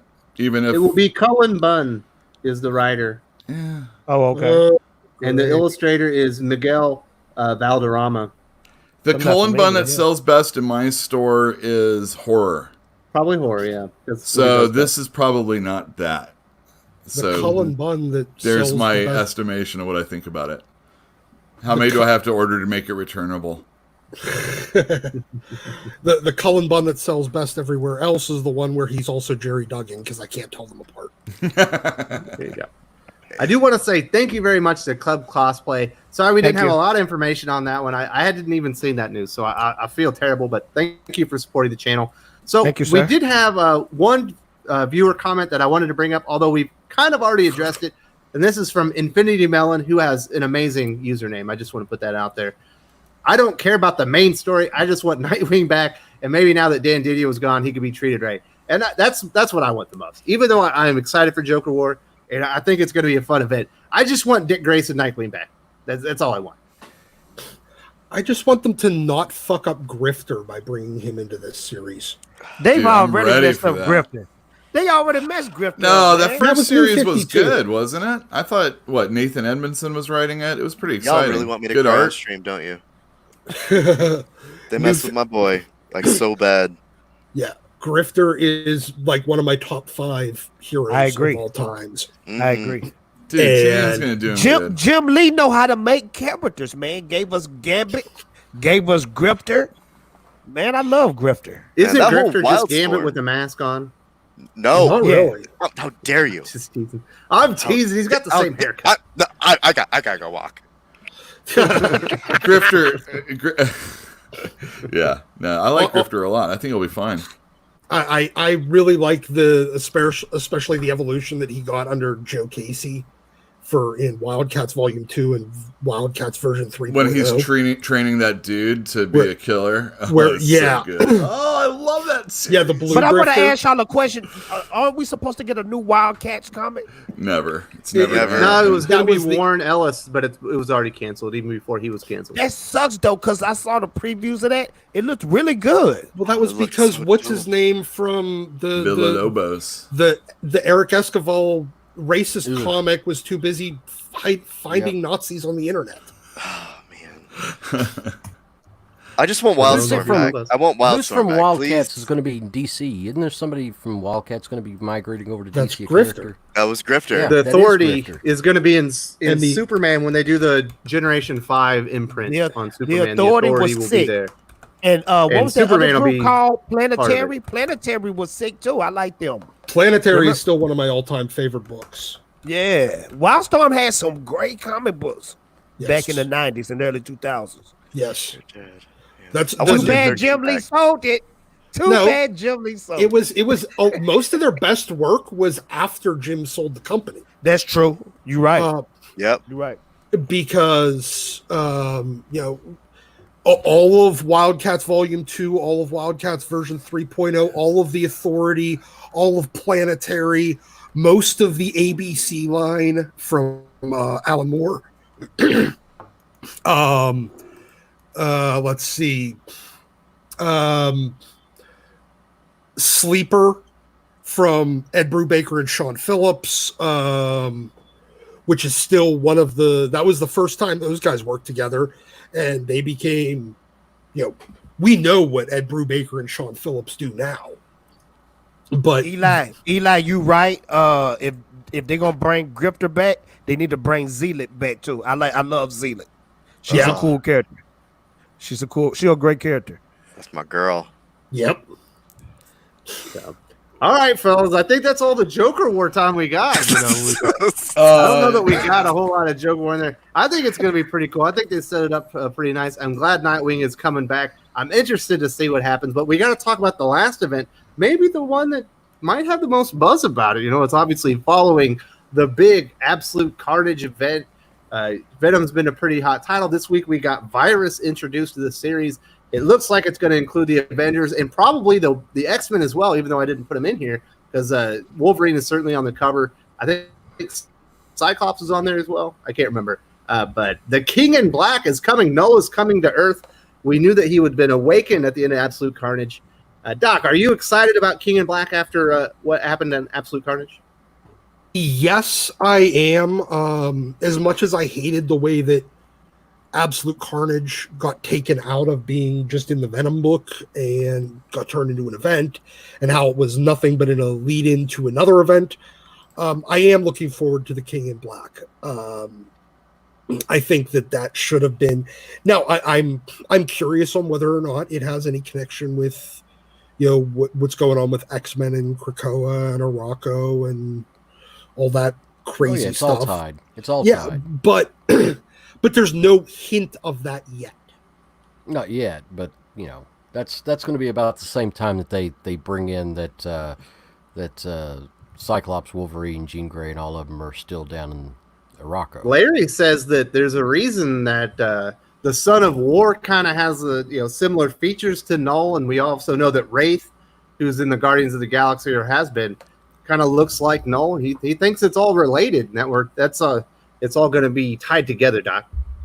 I mean, if so, that's awesome. But until we get some sort of, this is something that they should already start hinting at and leaving clues about now to build hype. The problem is they don't know how to properly build hype, and then they just kind of and then it feels forced, even though if there's been a whole plan. They don't know how to drop hints and foreshadow. Well, it looks like they might have in Silver Surfer Black #4 when we got our first look at the Black Winter. But you're looking Thor right now. But these connections aren't in the main fucking books. That's my point. They're not putting it in the main books. Yeah, Donny Cates doesn't do that though. He just Doc, you got to work for it. Yeah, he kind of springs it. He doesn't drop too many breadcrumbs along the way until he makes you need to buy his books. You got to get them all. You can't sleep on a Donny Cates book now. Nope. Yeah, he's a great writer, man. The #1 issue is automatically going to be worth $40 in like 6 months. It's true. I'm excited for this though. This potentially has the chance to be a real big event.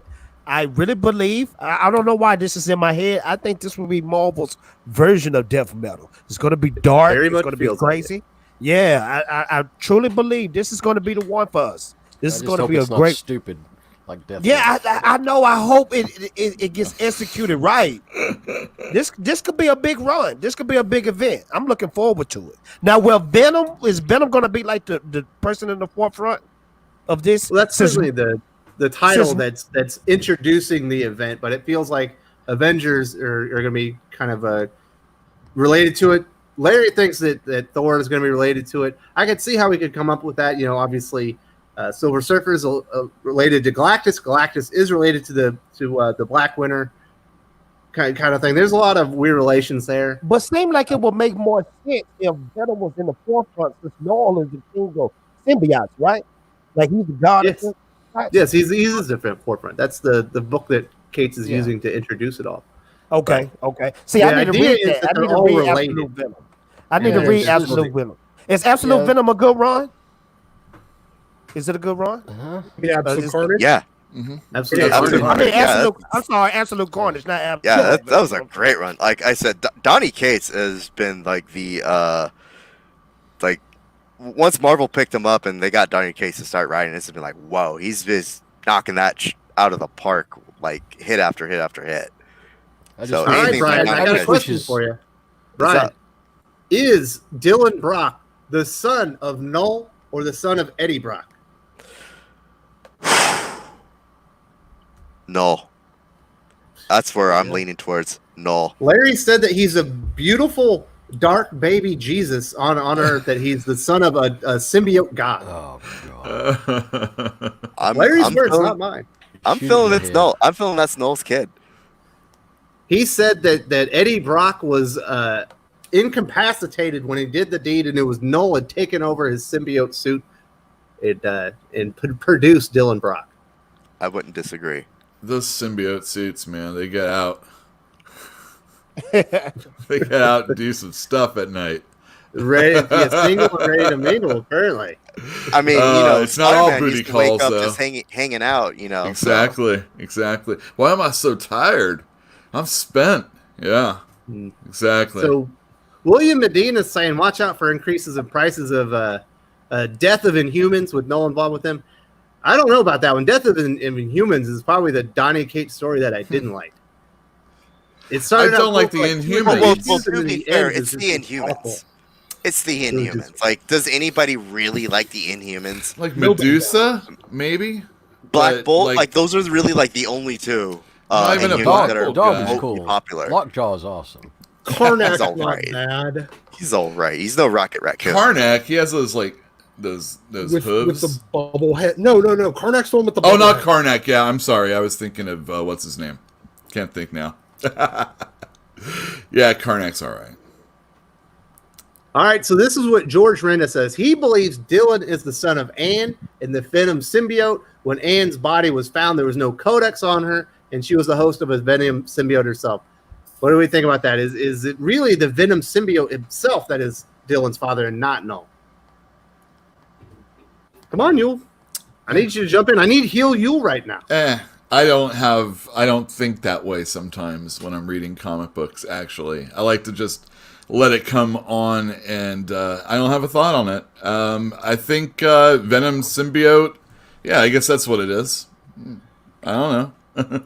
Oh, there you go. I didn't know you were going to me. I was reading chat, actually, so sorry about that. What I'm hearing mostly as far as conversation goes is the Black Winter and Null the same thing.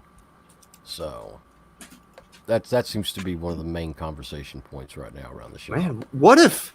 Well, I don't think it can be possible because we've actually seen what War looks like now, and it certainly doesn't look like Null. But I was hoping Null was gonna be War, and he's gonna pop out of Krakoa, or maybe he was cast out when he was sealed in the bottom of Krakoa, and they saved the island when Apocalypse was a young man. Well, I remember your conversations with Larry, and he was like, "Oh, that's going to tie into Ten of Swords, and it's going to be all this stuff," and I'm like, "All right, I'm hyped. I can see that." So that would be exciting if like all that Ten of Swords stuff, actually played into this, but I don't think that they communicate that much. Yeah, probably I not. just really don't. Hey, have y'all ever seen Ghostbusters, the second movie?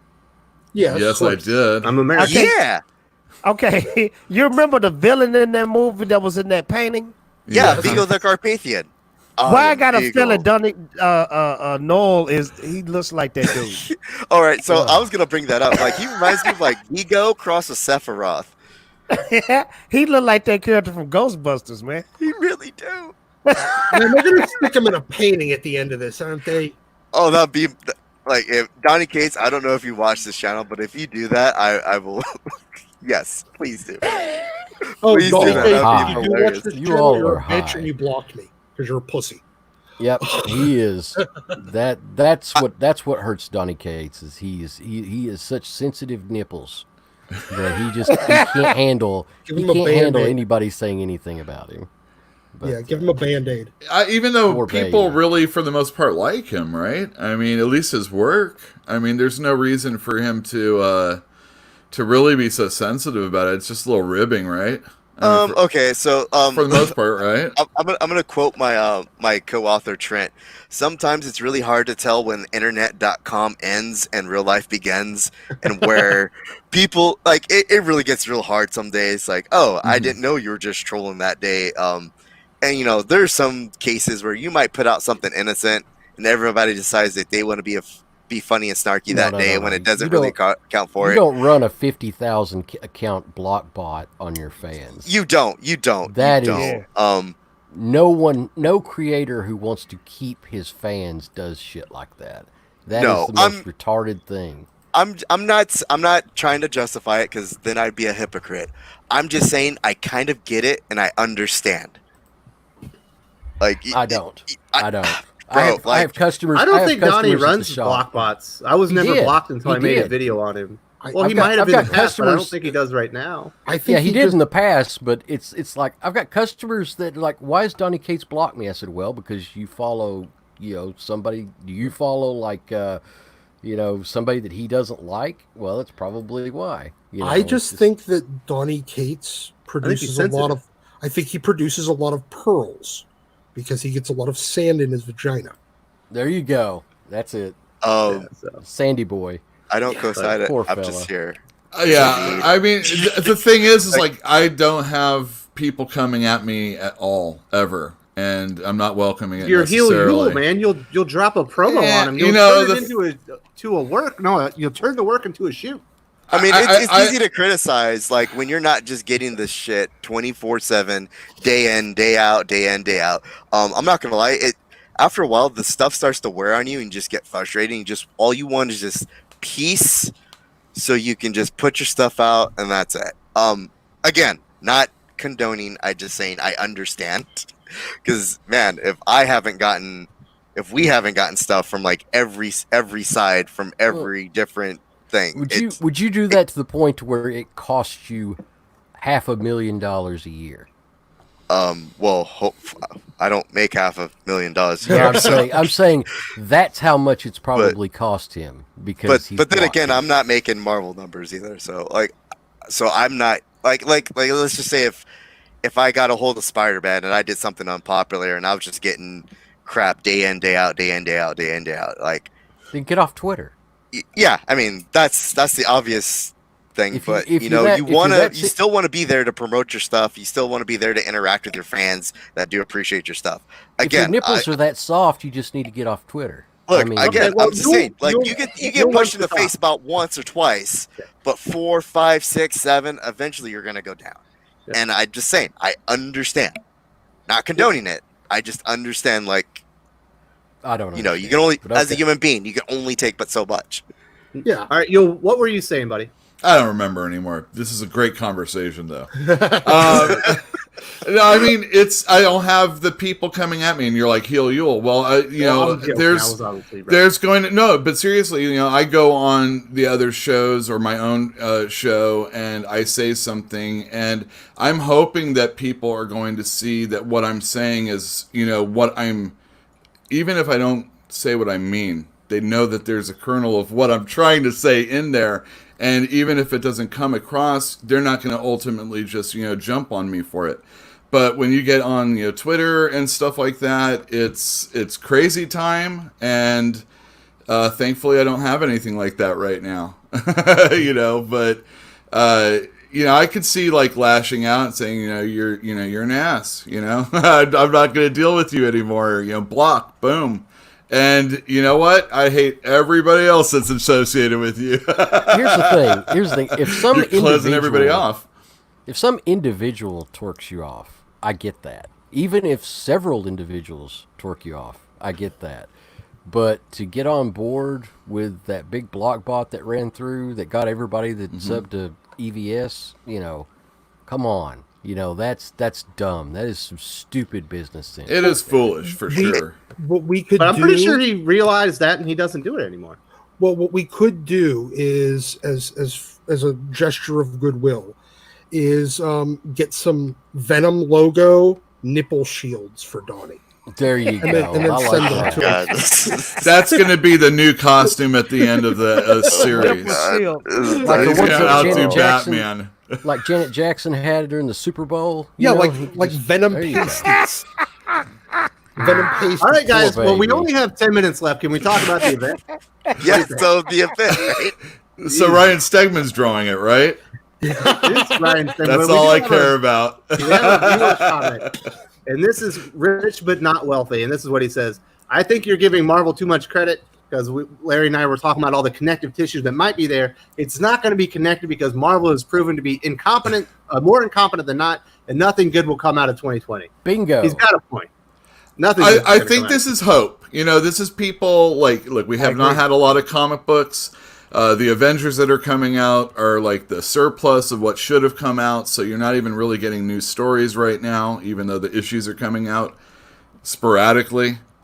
And, Empyre comes out, and it's like, I'm going to read it because what else am I going to... I want to read a Marvel comic book. I like Marvel. I know. It's stupid. After all these years, what am I still reading a Marvel comic book for? But, I'm going to read Spider-Man.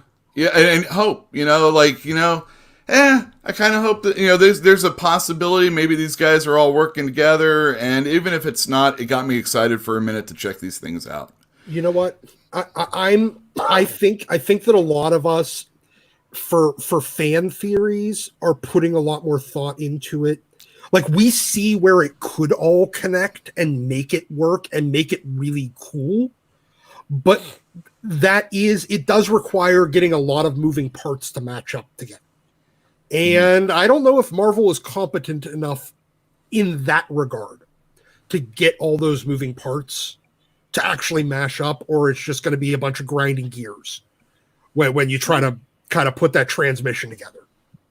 Really, the only thing that Donny Cates himself hasn't done is the X-Men part. So perhaps Ten of Swords and the original Horsemen don't kind of fall in line with Null, but he did do Silver Surfer Black. He is doing Thor. He certainly did Guardians of the Galaxy, and right now he is doing Venom. So Marvel really wouldn't have to do it. It would only have to be Donny just to connect those four things. That's amazing that he does all those books at the same time. Well, it's all within the last 2 years. Oh, Yeah, okay. They're mostly okay. like pre-written. So. Oh, okay. I'm about to say, man, Some of those crazy. are miniseries. Silver Surfer Black, Yeah. The Cosmic Ghost Rider, obviously that was a miniseries as well.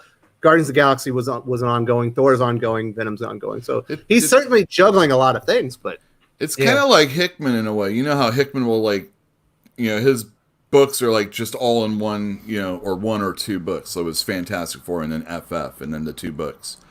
I think if we're lucky, we're going to see. If we're lucky, we're going to see the connected as far as connectivity is concerned. We're going to see, Null.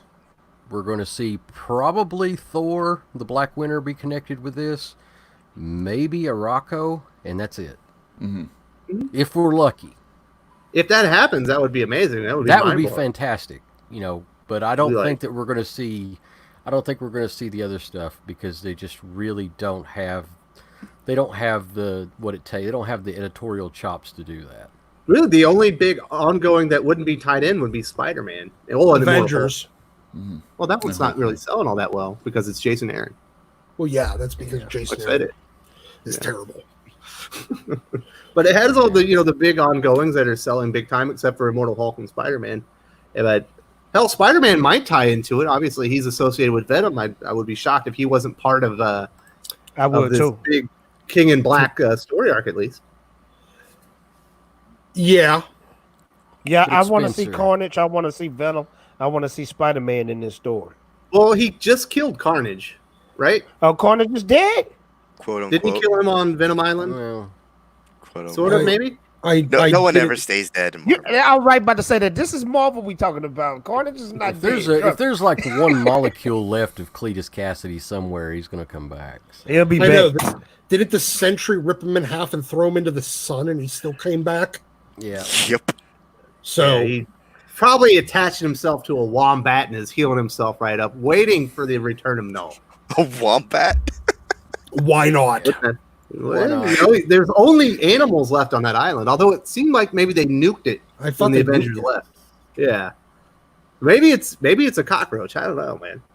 Maybe there'll be much left living. Little Carnage cockroach. Oh, apparently George says that Carnage symbiote escaped Venom by hitching a ride on a shark. So it sounds about right. That's cool. Yeah. I mean, it's like what's that Denzel Washington movie where that spirit and they keep trying to kill whoever it's in and it keeps Oh yeah, that was a good movie. That was a great movie. Fallen. Yeah, Fallen. Yeah. Apparently, Donny Cates has been watching Fallen. That's how you do it. You got to escape into a dog. Hey, Donny Cates been watching Ghostbusters too, because I'm telling you, no, that's Are we going to see a giant Statue of Liberty bring hope back to the Marvel universe? I said your love. Null. Keep on lifting me higher, and higher. I said your love. I don't endorse any of this right now. I just want you all to know we got to get on with it. This is ruining my reputation, man. No, people come for singing now. Welcome back to Thinking Critical. This is the musical episode. Musical edition. We're gonna start dancing soon.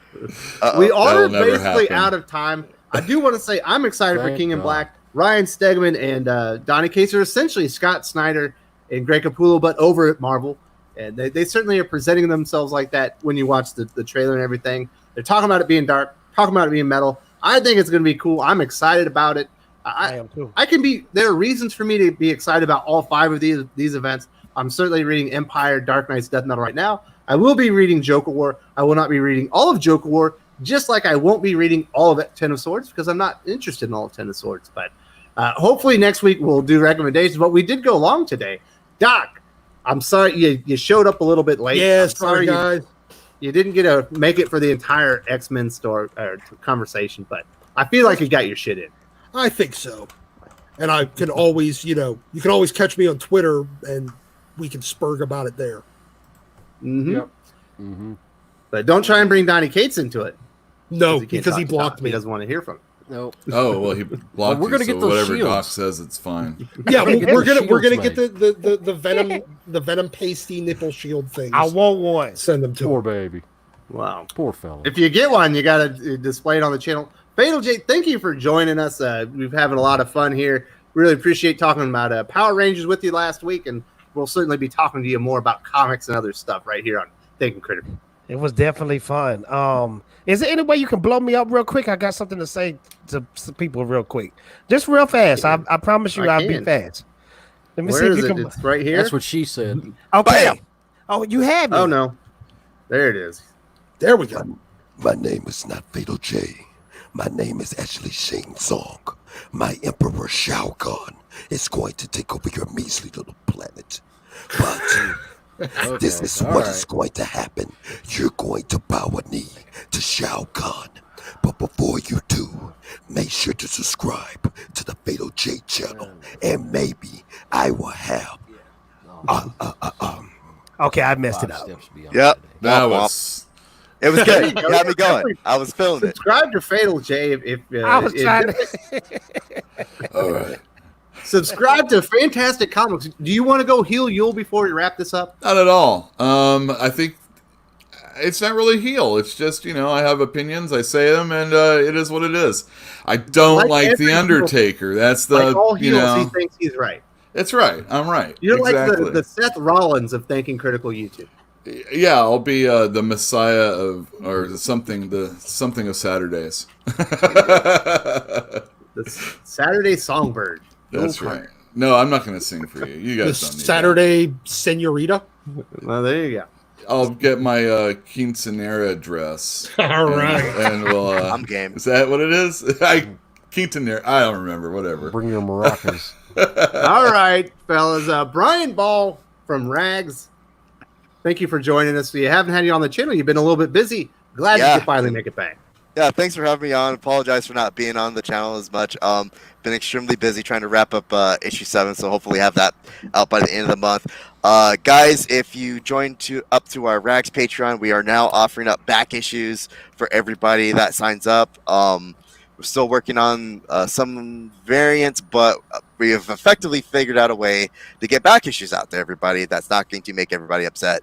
So if you ever felt like, oh, I can't join up, and I will never get an issue, we found a way to make it happen. So, hey, join up, sign up. We'll get your books out to you. If I have to come out of pocket, I have no qualms coming out of pocket to get those books out to you. Brian is probably the best crowdfunder / Patreon, whatever his system is. I've loved it ever since I joined. Well, hey, can you teach me? Month sir? 1. I want him to teach me. Because I'm trying to learn the ropes. A wealth of information, and you're now friends, so I bet he will. Hey, find me on Twitter, sir. Yo, hook me up with a midget in a suitcase, and we'll talk. Man, I got you, no problem. Yeah, make sure her name is Bridget. I do want to say goodbye to Raw Henry. Thank you for joining us today. And last but not least is the Critical Curmudgeon. Haley, thank you for joining us, buddy. Yeah. Are we doing worst of the week this week? Yeah, might as well. I fucked up last week. Might as well fuck up this week too. There we go. Can I invest in some nipple shields? We'll make sure to get you. It'll be crowdfunded. I'm going to work on the nipple shields, the Venom nipple shields for we'll Donnie get them on the Cates, Patreon for Donnie Cates' very sensitive nipples. Poor baby. Yeah. All right, people. Be on the lookout for a DC Black Label announcements video that's going to feature yours truly and Yul Carter. Tomorrow there will be a review of Giant Size X-Men Magneto. Here's a spoiler. I didn't like it. And we got a lot of great content coming up on the channel. And definitely subscribe, thumbs up. That's very too late in this video. We're already 2 hours in. Thank you all for joining us. Had a great time today. And we'll see y'all next week. And wash your ass. Wash your ass. Wear a mask.